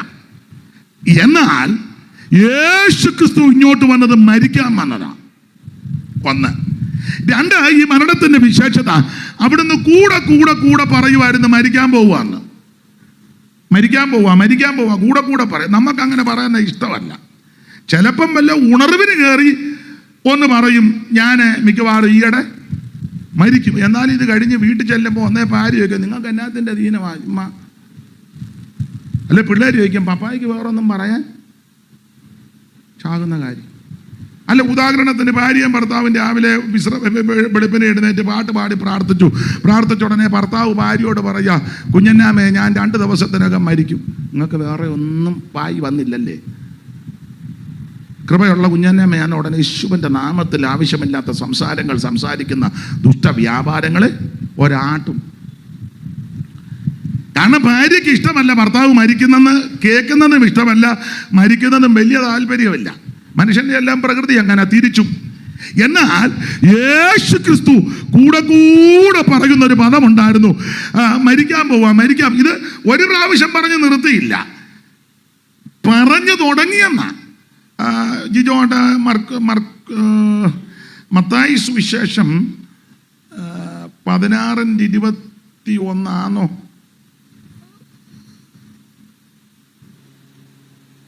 അന്ന് മുതൽ യേശു താൻ യെരൂശലേമിൽ ചെന്നിട്ട് മൂപ്പന്മാർ, മഹാപുരോഹിതന്മാർ, ശാസ്ത്രിമാർ എന്നിവരാൽ പലതും സഹിച്ചു കൊല്ലപ്പെടുകയും 3-ാം നാൾ ഉയർത്തെഴുന്നേൽക്കുകയും വേണ്ടത് എന്ന് ശിഷ്യന്മാരോട് പ്രസ്താവിച്ചു തുടങ്ങി. അതാ, അപ്പം ഒന്ന് പ്രസ്താവിച്ച് നിർത്തിയില്ല, പ്രസ്താവിച്ച് തുടങ്ങി. അപ്പോൾ ഒന്ന്, മരിക്കാനാ വന്നത്. 2, ഇത് പറഞ്ഞങ്ങ് തുടങ്ങി. മരിക്കുമെന്ന് പറഞ്ഞെന്നല്ല, തുടങ്ങി. അപ്പൊ കൂടെ കൂടെ ഇത് പറയുമായിരുന്നു. വേറെ ഭാഗ്യമുണ്ട്. ഇപ്പം എല്ലാ അരിയും പിടിച്ച് ഞെക്കണ്ടല്ലോ, ഒന്ന് പോരെ. പുള്ളിയും ചിന്തിച്ചിരിക്കുക, ഒന്നേ പറയാവുള്ളൂ, എനിക്ക് ഇതെല്ലാം കൂടെ തപ്പിയെടുക്കാൻ ഒന്ന് മതി. അപ്പൊ ശ്രദ്ധിക്കുക, യേശു ക്രിസ്തു കൂടെ കൂടെ പറയുമായിരുന്നു ശുശ്രൂഷയിൽ, മനുഷ്യപുത്രൻ മരിക്കാൻ പോവുക. മരിക്കാനാ വന്നത്. 2, മരിക്കുമെന്ന് കൂടെ കൂടെ പറയും. 3, എങ്ങനെ മരിക്കുന്നെന്ന് യേശു പറഞ്ഞു. അതാ ഈ മരണത്തിന്റെ വിശേഷത. ഇവിടെ ഇരിക്കുന്ന ആർക്കായാലും പറയാൻ പറ്റുമോ, ഞാൻ ഇന്ന വിധത്തില മരിക്കുന്നു? ഞാൻ പനിച്ചേ ചാവുള്ള അലക്സാണ്ടർ ചത്ത പോലെ, അല്ലെങ്കിൽ സോക്രട്ടീസിനെ പോലെ വിഷമടിച്ചാ ഞാൻ ചാകുന്നേ, അല്ലെങ്കിൽ പറയുക ഞാൻ ഇന്ന് വണ്ടി ഇടിച്ചായിരിക്കും മിക്കവാറും ഞാൻ ചാകുന്നേ. അങ്ങനൊന്നും വരാതിരിക്കട്ടെ. അല്ല, അങ്ങനെ പറയാൻ പറ്റുമോ? എനിക്ക് കോവിഡ് ആയിട്ടേ ഞാൻ മിക്കവാറും പോകും. എങ്ങനെ മരിക്കുമെന്ന് ഇവിടെ ഇരിക്കുന്ന ആർക്കും പറയാനൊക്കത്തില്ല. ആരും അങ്ങനെ പറഞ്ഞിട്ടുമില്ല. ചിലരൊക്കെ പറഞ്ഞെന്ന് പറയുന്നു, പക്ഷെ ഒത്തില്ലെന്നും പറയുന്നു. ഇന്ന വിധത്തിൽ മരിക്കുമെന്ന് പറഞ്ഞു, അവസാനം അങ്ങനൊന്നും. എന്നാൽ യേശു ക്രിസ്തു ഇന്ന വിധത്തിൽ മരിക്കുമെന്ന് പറഞ്ഞു. മരിക്കും. അതായി മരണത്തിന്റെ വിശേഷത. ഉപദ്രവങ്ങളേറ്റ്, നിന്ദയേറ്റ്, അപമാനമേറ്റ്, ആക്ഷേപമേറ്റ്, പീഡകളേറ്റായിരിക്കും മനുഷ്യപുത്രൻ മരിക്കുന്നത്. ഇത് യേശു കൂടെ കൂടെ പറഞ്ഞു. അപ്പോൾ 1, മരിക്കാൻ വന്നു. 2, കൂടെ കൂടെ മരിക്കുമെന്ന് പറഞ്ഞു. 3, ഇന്ന വിധത്തിലാ മരിക്കുന്നെന്ന് യേശു പറഞ്ഞു. ഇങ്ങനെ പറഞ്ഞ ഒരു നേതാവുമില്ല. 4, ഈ മരണത്തിന്റെ പിൻപിൽ ആരാണ് പ്രവർത്തിക്കുന്നത് എന്ന് യേശു പറഞ്ഞു. ശാസ്ത്രിമാരും പരീശന്മാരും മഹാപുരോഹിതന്മാരും ആയിരിക്കും ഇതിന്റെ അണിയറ വക്താക്കൾ. അത് യേശു പറഞ്ഞു. ഇങ്ങനെ ആര് പറഞ്ഞു? ഇവിടെ ഓരോരുത്തർ മരിച്ചു കഴിഞ്ഞാൽ അന്വേഷിക്കുന്നത് ആരാ ഇതിന്റെ പുറകിലെന്ന്. ഇപ്പോഴും പലതും കണ്ടുപിടിക്കുന്നില്ലല്ലോ. പിന്നെ ചിലത് കണ്ടുപിടിച്ചാലും കാശ് കൊടുത്ത് ഒതുക്കുക. ഈ ലോകം നീതി കിട്ടുന്ന ലോകമല്ല. അല്ല. എന്നാൽ യേശുക്രിസ്തുവിന്റെ മരണത്തിന്റെ വിശേഷത, ഇന്ന ആൾക്കാരായിരിക്കും ഇതിന്റെ പുറകിൽ. അതെല്ലാം യേശു പറഞ്ഞു. ഇതുപോലെ പറഞ്ഞു മരിച്ച ആരുണ്ട്?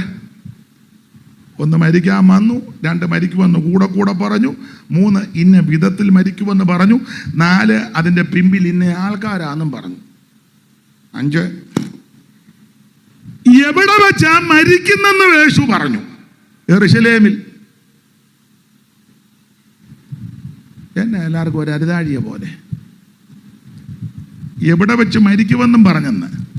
ഇവിടെ ഇരിക്കുന്ന ഏർക്കേലും പറയാൻ പറ്റുമോ, ഞാൻ തൃശ്ശൂർ വെച്ചേ മരിക്കുമുള്ളൂ, അല്ല ഇന്ന വീട്ടിൽ വെച്ചാ മരിക്കുന്നത്, അല്ല ഇന്ന കട്ടിലല്ല, ഒന്നും പറയാനൊക്കത്തില്ല.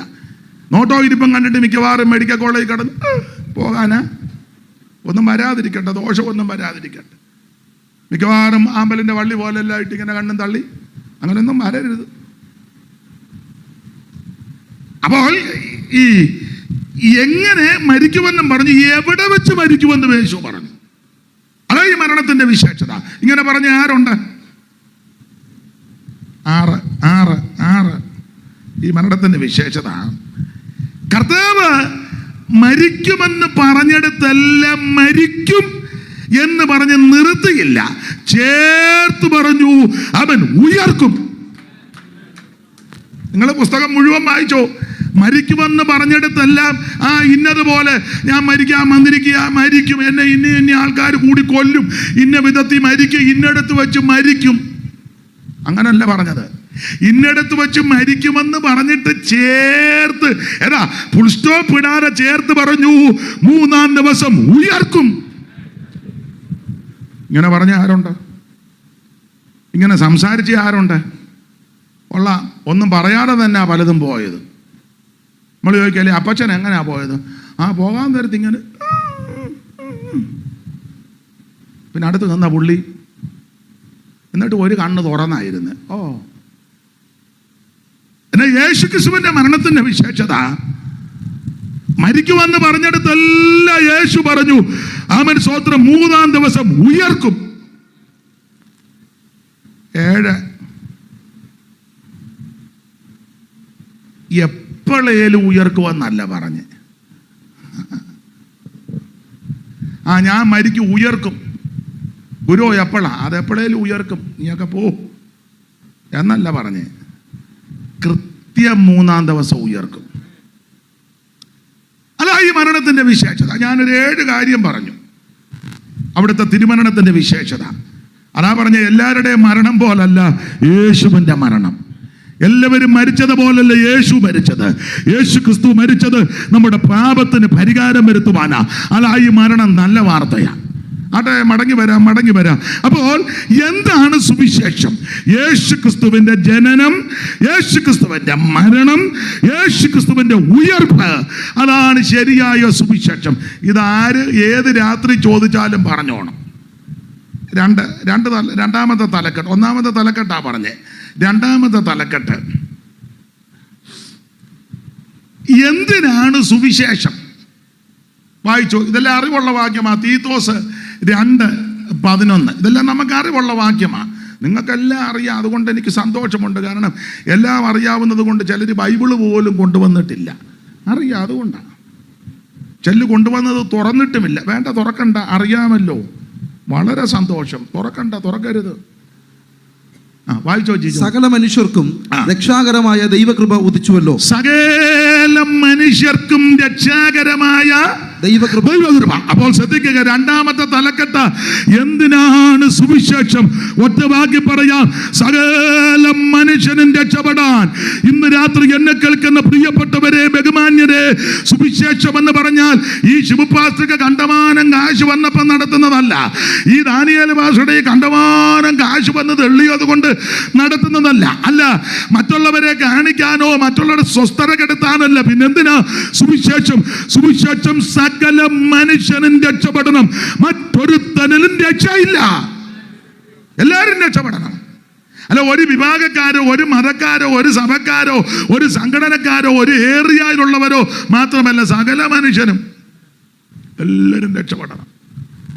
അതിനാ സുവിശേഷം. വ്യാഖ്യാനിക്കുന്നില്ല അധികം. അപ്പൊ എന്താണ് സുവിശേഷം? യേശു ക്രിസ്തു.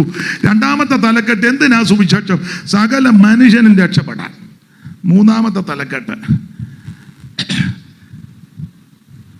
ആരാണ് സുവിശേഷം പറയേണ്ടത്? അല്ല, ആരോടാ പറയേണ്ടത് സുവിശേഷം? ആരോട് പറയണം? വായിച്ചേ, അറിവുള്ള വാക്യമാണ് മർക്കോസിന്റെ സുവിശേഷം 16-ാം അധ്യായത്തിന്റെ 15-ാം വാക്യവും മർക്കോസ് 13:10. 2 വാക്യവും വായിച്ചു. 16, 15, 13, 10. പിന്നെ അവൻ അവരോട്, നിങ്ങൾ ഭൂലോകത്തിലൊക്കെയും പോയി സകല സൃഷ്ടികളോടും സുവിശേഷം പ്രസംഗിക്കണം. എന്നെ കേൾക്കുന്ന പ്രിയരെ, സകല സൃഷ്ടിയോടും സുവിശേഷം അറിയിക്കണം. അതെന്തിനാന്ന് ചോദിച്ചാൽ, ഈ സൃഷ്ടികളെല്ലാം ഞരങ്ങിക്കൊണ്ടിരിക്കുക. എന്തിന്? ഇതിനൊരു വിടുതൽ കിട്ടാൻ പോകുകയാ. സൃഷ്ടികളെല്ലാം ഇറ്റുനോവോടിരിക്കുക. ഈ സൃഷ്ടിക്ക് ഒരു വിടുതൽ, ഒരു വീണ്ടെടുപ്പുണ്ട്. ഈ ഭൂമിക്ക് ഒരു വീണ്ടെടുപ്പുണ്ട്. ഈ പ്രകൃതികൾക്കെല്ലാം ഒരു വീണ്ടെടുപ്പുണ്ട്. ആ വീണ്ടെടുപ്പിന് വേണ്ടി ഞരങ്ങിക്കൊണ്ടിരിക്കുക. അതുകൊണ്ട് സകല സൃഷ്ടികളോട് സുവിശേഷം അറിയിക്കണം. മാത്രമാണോ, അത് വ്യക്തികളെ കൂടി ഉദ്ദേശിച്ചോണ്ട് 13:10 വായിച്ചു. 13:10. എന്നാൽ സുവിശേഷം മുമ്പേ സകല ജാതികളോടും പ്രസംഗിക്കേണ്ടതാകും. സകല ജാതികളോടും ഇത് പ്രസംഗിക്കണം. അപ്പോൾ ആരാണ് സുവിശേഷം കേൾക്കേണ്ടത്? സകല മനുഷ്യനും കേൾക്കണം. എല്ലാവരും കേൾക്കണം. എല്ലാവരും കേൾക്കാൻ കൊള്ളാവുന്ന നല്ല വാർത്തയാ സുവിശേഷം. ഇന്ന് രാത്രി ഇവിടെ കേട്ടുകൊണ്ടിരിക്കുന്ന നിങ്ങളെ ദൈവം അനുഗ്രഹിക്കട്ടെ. അപ്പോൾ എന്താണ് സുവിശേഷം? യേശു ക്രിസ്തു. എന്തിനാ സുവിശേഷം? സകല മനുഷ്യനും രക്ഷപ്പെടാൻ. ആരാ ഇത് കേൾക്കേണ്ടത്? ഒരു വിഭാഗക്കാരോ മതക്കാരോ ജാതികളോ മാത്രമല്ല, സകല മാനവരാശിയും ഈ സുവിശേഷം കേൾക്കണം. സ്തോത്രം. ഇനി നാല് സുവിശേഷം എങ്ങനെ പറയണം? അതിന് വാക്യമുണ്ട്. തെസ്സലോനിക്കർക്ക് എഴുതിയ 1-ാം ലേഖനം 1:5 വായിച്ചു. അറിവുള്ള വാക്യമെങ്കിലും വായിച്ചു. എങ്ങനെയാ ഇത് പറയേണ്ടത്?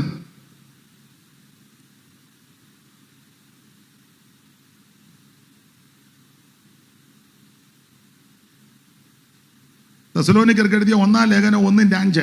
ഞങ്ങളുടെ സുവിശേഷം വചനമായി മാത്രമല്ല, കുറെ വാക്യം മാത്രം പറഞ്ഞു പോകുകയല്ല. ഞങ്ങളുടെ സുവിശേഷം കുറെ വാക്യം വചനം മാത്രം പറയല്ല, പിന്നെയോ ശക്തിയോടും പരിശുദ്ധാത്മാവോടും നിശ്ചയത്തോടും കൂടെ നിങ്ങളോട് അറിയിക്കുന്നത്. അപ്പൊ ഇതിനകത്ത് ശക്തി വേണം, പരിശുദ്ധാത്മാവ് വേണം, ബഹുനിശ്ചയം വേണം. ഇങ്ങനെ സുവിശേഷം. അതായത് യുവരാസന്മാരൊക്കെ ശബ്ദമെടുത്തും വളരെ ഉറക്കെയൊക്കെ പറയുന്നത്. ഇത് ശക്തിയോടും പരിശുദ്ധാത്മാവോടും ബഹുനിശ്ചയത്തോടും കൂടെ പറയണം. അങ്ങനെ സുവിശേഷം അറിയിക്കണ്ടേ. വിവരിക്കുന്നില്ല. അടുത്തത്, ഇങ്ങനെ ശക്തിയോടും പരിശുദ്ധാത്മാവോടും ബഹുനിശ്ചയത്തോടും സുവിശേഷം അറിയിക്കുമ്പോൾ നിങ്ങൾ എങ്ങനെയാ കേൾക്കേണ്ടത്? എങ്ങനെയും കേട്ടാ മതിയോ? വായിച്ചേ 6-ാം വാക്യം. ബഹു കഷ്ടം സഹിക്കേണ്ടി വന്നിട്ടും നിങ്ങൾ പരിശുദ്ധാത്മാവിന്റെ സന്തോഷത്തോടെ ആ വചനം സുവിശേഷം ക്രിസ്തുവിനെ കൈക്കൊണ്ടു. ഇന്ന് രാത്രി എന്നെ കേൾക്കുന്ന പ്രിയരെ, എങ്ങനാ സുവിശേഷം കേൾക്കേണ്ടത്? അവൻ പരിശുദ്ധാത്മാവിന്റെ സന്തോഷത്തോടെ. സ്തോത്രം. ചിലരുടെയൊക്കെ ഇരിപ്പ് കണ്ടിട്ട് പോട്ടെ. പരിശുദ്ധാത്മാവിന്റെ സന്തോഷത്തോടെ വചനം കൈക്കൊള്ളണം സുവിശേഷം. അപ്പൊ എന്താ സുവിശേഷം? യേശു ക്രിസ്തു. എന്തിനാ സുവിശേഷം? എല്ലാവരും രക്ഷപ്പെടാൻ. ആരാ കേൾക്കേണ്ടത്? സകല സൃഷ്ടികളും സകല ജാതികളും. എങ്ങനെ ഇത് പറയണം? ശക്തിയോടും പരിശുദ്ധാത്മാവോടും ബഹുനിശ്ചയത്തോടും. എങ്ങനെ കേൾക്കണം? ബഹുകഷ്ടം സഹിക്കേണ്ടി വന്നിട്ടും പരിശുദ്ധാത്മാവിന്റെ സന്തോഷത്തോടെ ഈ സുവിശേഷം കേൾക്കണം. ഇനി അടുത്തത് ഞാൻ പറയാൻ ഉദ്ദേശിക്കുന്നത് അടുത്ത തലക്കെട്ട് സുവിശേഷത്തിന്റെ വിശേഷതയാണ്. സുവിശേഷത്തിന്റെ വിശേഷതയുണ്ട്. അല്ല, സുവിശേഷത്തിനേ ഉള്ളു വിശേഷത. എന്താ സുവിശേഷത്തിന്റെ വിശേഷത? അത് ധാരാളമുണ്ട്. ഒരു 8 കാര്യം പറയാൻ ഇന്ന് ഉദ്ദേശിക്കുക. ഒത്തിരി പറയാനുണ്ട്. ഇന്നത്തെ സാഹചര്യം അനുസരിച്ച് ഒരു 8 കാര്യം. എന്താ സുവിശേഷത്തിന്റെ വിശേഷത? ഇന്ന് രാത്രി എല്ലാവരും കേൾക്കണം. ഇത് കേൾക്കേണ്ട കാര്യമാണ് കേട്ടോ. എല്ലാവരും കേൾക്കേണ്ട കാര്യമാണ് സുവിശേഷത്തിന്റെ വിശേഷത. ഇതെല്ലാം നമുക്ക് അറിവുള്ള വാക്യമാണ്. പിന്നെ ഞാൻ ഈ വാക്യം വായിപ്പിക്കുന്ന എന്തിനാന്ന് ചോദിച്ചാൽ, ഞാൻ എപ്പോഴും പറയും, ചില ആൾക്കാർ എന്നെ പറ്റി പറയുന്നത് അയാൾ വായി വരുന്നതെല്ലാം വിളിച്ചു പറഞ്ഞേച്ച് പോയെന്ന. അപ്പൊ ഈ വായി വരുന്നത് എന്തുവാന്നാ ഈ വായിപ്പിക്കുന്നത്? കാരണം ഇതിനകത്തുള്ള കാര്യമാണ്. അതാ ഈ പറയുന്നേ. അപ്പൊ അത് വായിച്ച് കേൾപ്പിക്കുന്നതാണ് നല്ലത്. അപ്പോൾ എന്താണ് സുവിശേഷത്തിന്റെ വിശേഷത? ചടികടാന്ന് വായിച്ചു. 1, ഈ സുവിശേഷത്തിന്റെ വിശേഷത ഇത് രക്ഷിക്കുന്ന മാർഗമാണ്. വായിച്ചേ. റോമാലേഖനം 1-ാം അധ്യായത്തിന്റെ 16. നമുക്കെല്ലാം പരിചിതമായ വാക്യങ്ങളാ. റോമാലേഖനം 1-ാം അധ്യായം 16-ാം വാക്യം. എന്താണ് സുവിശേഷത്തിന്റെ വിശേഷത? 1, ഇത് രക്ഷിക്കുന്ന മാർഗം. വായിക്കാം. സുവിശേഷത്തെ കുറിച്ച് എനിക്ക് ലജ്ജയില്ല. വിശ്വസിക്കുന്ന ഏവനും ആദ്യം യഹൂദനും പിന്നെ യവനനും രക്ഷയ്ക്കായി ദൈവശക്തി. എന്നെ കേൾക്കുന്ന ബഹുമാന്യരെ, എന്താ സുവിശേഷത്തിന്റെ വിശേഷത? ഒറ്റ വാക്കിൽ മറുപടി പറയാ, ഇത് രക്ഷിക്കുന്ന മാർഗമാ. ഇന്ന് രാത്രി മറ്റൊരുത്തനും രക്ഷയില്ല. നാം രക്ഷിക്കപ്പെടുവാൻ ആഘോഷത്തിന് കീഴിൽ മനുഷ്യരുടെ ഇടയിൽ നൽകപ്പെട്ട ഒരേ ഒരു നാമം, അത് നസറായനാകുന്ന യേശു ക്രിസ്തുവിന്റെ പരിശുദ്ധ നാമം. യേശു നിന്നെ രക്ഷിക്കും. യേശു നിന്റെ കുടുംബത്തെ രക്ഷിക്കും. യേശു നിന്റെ ജീവിതത്തെ രക്ഷിക്കും. ഇന്ന് രാത്രി രക്ഷിക്കാൻ വല്ലഭത്വമുള്ള കഴിവുള്ള ഒരുവനേ ഉള്ളൂ. അത് അഖിലാണ്ടങ്ങളുടെ ഉടയവനാകുന്ന സർവജ്ഞനായ നസറായനാകുന്ന യേശു ക്രിസ്തു. അതാ സുവിശേഷം. രക്ഷിക്കും. ഈ രക്ഷ കരസ്ഥമാക്കാൻ ഒന്നും കൊടുക്കണ്ട. അരി കൊടുക്കണ്ട, തുണി കൊടുക്കണ്ട, മണി കൊടുക്കണ്ട, കിണി കൊടുക്കണ്ട, ആടിനെ കൊടുക്കണ്ട, മാടിനെ കൊടുക്കണ്ട, കാട് കൊടുക്കണ്ട, ഒന്നും കൊടുക്കണ്ട. 5 പൈസ നേർച്ച ഇടണ്ട, ഭൗതിക വസ്തുക്കളൊന്നും കൊണ്ട് കൊടുക്കണ്ട. രക്ഷപ്പെടാനേ ഇപ്പം ഇത് കൊടുത്താൽ അടിച്ചു മാറ്റിക്കൊണ്ട് പോകുന്ന കാലവും കൂടാ. എന്തെങ്കിലും കൊണ്ട് കൊടുത്താലേ ഒന്നിനെയും വിശ്വസിക്കാനും ഒക്കത്തില്ല. എന്നാ നിങ്ങൾക്കെല്ലാവരും സങ്കടം പോലെ. അവർ രക്ഷപ്പെടാൻ 5 രൂപ കൊടുക്കണ്ട, 5 പൈസ കൊടുക്കണ്ട, ഒരു ഭൗതിക വസ്തുക്കളും കൊടുക്കണ്ട. അല്ല, ഇത് കൊടുത്താൽ ഏക്കത്തില്ലല്ലോ. ദൈവം ഏക്കുവോ? അതിനാ നിന്റെ ആട് ദൈവത്തിന് വേണ്ട, മാട് വേണ്ട, കോഴി വേണ്ട, കോഴിമുട്ട വേണ്ട. അതിനാ ഇവിടെ ഇതെല്ലാം നിർമ്മിച്ചവൻ ദൈവമല്ലേ? ഉണ്ടാകട്ടെ എന്ന് പറഞ്ഞപ്പോൾ മുഴുവനെ ഉണ്ടാക്കിയവനാ ദൈവം. ആ ദൈവത്തിന് എന്താ നമ്മുടെ ഭൗതിക വസ്തുക്കളെ? വെള്ളത്തിൻ്റെ കൂട്ടത്തിന് സമുദ്രമെന്ന് പേരിട്ടു. സമുദ്രത്തെ നോക്കി വെച്ച് ദൈവം പറഞ്ഞു കൂട്ടമായിട്ട് ജന്തു അതിനകത്ത് ജനിക്കട്ടെന്ന്. എൻ്റെ ഭാഷ പറഞ്ഞാൽ തിമിങ്ങലം മുതൽ ചൂട വരെ, തിമിങ്ങലം മുതൽ ചൂട വരെ സമുദ്രത്തിൽ. അന്നാരുവാ നമ്മൾ അതിൽ നിന്ന് 2 നെന്മി ദൈവത്തിന് കണ്ടോണം. തിമിങ്ങലം ഉണ്ടാക്കിയ ദൈവം മേളിയിരുന്ന് ജനിക്കുക. വിഡി, ഞാൻ ഉണ്ടാക്കിയ തിമിങ്ങലം വരെ കിടക്കുക. അന്നേരം നിന്റെ 2 ഇതിന് വേണ്ട. മാത്രമാണോ ഈ ഭൂമിയിൽ എന്തെല്ലാം സൃഷ്ടിച്ചു ദൈവം? ഏതാണ്ട് 35,000-ൽ കൂടുതൽ ഇനം ജീവികളാണ് ഭൂമിയിൽ തന്നെ. പുറകോട്ടൊത്തിരി പോകുന്നില്ല. ഇപ്പോഴത്തെ നിലയനുസരിച്ച് ആന മുതൽ അരണ വരെ ദൈവം സൃഷ്ടിച്ചതാണ്. വേറെ ഉണ്ട് ജീവികൾ. പിന്നെ ഞാൻ ഒരു പ്രാസം ഒപ്പിച്ചത് പറഞ്ഞതേ ഉള്ളൂ. ആന മുതൽ ഇരിക്കട്ടെ ഒരു പ്രാസം. അപ്പൊ ആന മുതൽ അരണ വരെ നിർമ്മിച്ചവനാ ദൈവം. ആ ദൈവത്തിനാണോ നിന്റെ ആട് എവിടെ പോകുന്നു? മേരിക്കുട്ടി, ആടിനെയും കൊണ്ട് പോവാ. ആർക്കാ? ദൈവത്തിന്. ആടാണ് ഇങ്ങനെ നിൽക്കുക, പിടിച്ച് വലിക്കുക, എന്നിട്ട് നശിച്ചാട്. ദൈവത്തിന് നിന്റെ ആട് വേണോ? വായിച്ചേ 50-9 സങ്കീർത്തനം. പെട്ടെന്ന് വായിച്ചു. അറിവുള്ള വാക്യം 50-9. അതും പ്രാസത്തിൽ ഇരിക്കട്ടെ. നിന്റെ വീട്ടിൽ നിന്ന് കാളയെയോ, നിന്റെ വീട്ടിൽ നിന്ന് മേരിക്കുട്ടി, നിന്റെ വീട്ടിൽ നിന്ന് കാളയെയോ, നിന്റെ തൊഴുത്തിൽ നിന്ന് കോലാട്ട് കൊറ്റനെയോ, നിന്റെ വീട്ടിൽ നിന്ന് കോലാട്ട് കൊറ്റനെയോ ഞാൻ എടുക്കയില്ല. ദൈവം പറയുക. നിന്റെ ആടും വേണ്ട, കോലാട്ട് കൊറ്റനും വേണ്ട, മാടും വേണ്ടെന്ന്. പിന്നെ കാട്ടിലെ സകല മൃഗവും. കാട്ട് ദൈവം ഉണ്ടാക്കട്ടെന്ന് പറഞ്ഞപ്പം സകല എണ്ണു ഇല്ലേ? പണ്ടൊരു പാട്ടിലുണ്ട്, കാട്ടാനക്കരടി പുലി ചെന്നായി കാട്ടുപൊത്ത് കരിമ്പുലി കൂട്ടം.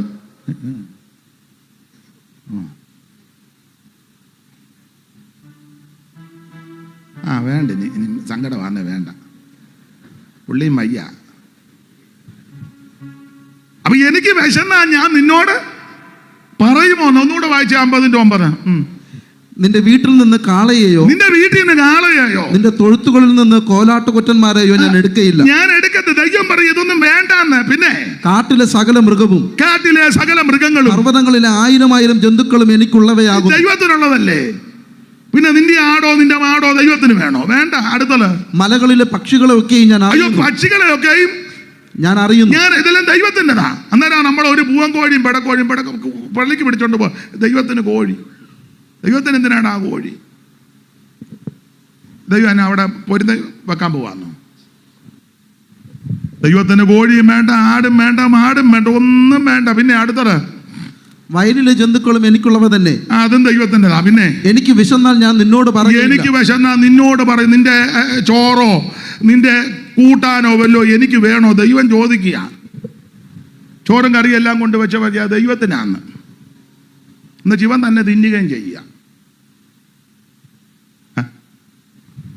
ദൈവത്തിന് നിന്റെ ചോറും വേണ്ട, നിന്റെ ഇറച്ചിയും വേണ്ട, നിന്റെ മീനും വേണ്ട, നിന്റെ ഒന്നും ദൈവത്തിന് ആവശ്യമില്ല. നിന്റെ ജ്യൂസും വേണ്ട. പത്രമൊക്കെ പറയുന്നുള്ളൂ. ദൈവത്തിന് വിശന്നാ നിന്നോട് പറയുമോ? അടുത്തത് ഭൂലോകവും അതിന്റെ നിറവും എന്റേതത്രേ. ഭൂലോകം അതിന്റെ നിറവും എന്റേതത്രേ. അപ്പൊ ദൈവത്തിന് ഇതൊന്നുമല്ല ആവശ്യം. പിന്നെ എന്താ ദൈവം ഉദ്ദേശിക്കുന്നത്? ദൈവം എന്താ ആഗ്രഹിക്കുന്നത്? വായിച്ചോ മീകാ പ്രവചനം 6-ാം അധ്യായത്തിന്റെ 6-ാം വാക്യോ, സഭാപ്രസംഗി 12-ാം അധ്യായത്തിന്റെ ഒടുവിലത്തെ വാക്യോ. വായിര്, പെട്ടെന്ന് വായിര്. സമയം എന്നായെന്ന് പറയണേ. 9-ന് നിർത്താം. പറയണം. ബാക്കി നാളെ. മീക 6-6 വായിര്. മീക ഇല്ലേ?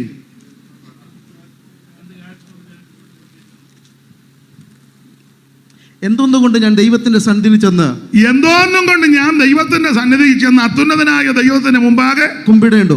പിന്നെ ഞാൻ ഹോമയാഗങ്ങളോടും 1 വയസ്സ് പ്രായമുള്ള കാളക്കിടാക്കങ്ങളോടും കൂടെ അവന്റെ സന്നിധിയിൽ ചെല്ലണോ? 1000 ആട്ടുകൊറ്റനിലും 10,000 തൈലനദിയിലും യഹോവ പ്രസാദിക്കുമോ? വിവരിക്കുന്നില്ല, വായിച്ചു വിടുക. അടുത്തത്, എന്റെ അതിക്രമത്തിന് വേണ്ടി ഞാൻ എന്റെ ആദിജാതനെയും ഞാൻ ചെയ്ത പാപത്തിന് വേണ്ടി എന്റെ ഉദരഫലത്തെയും കൊടുക്കണമോ?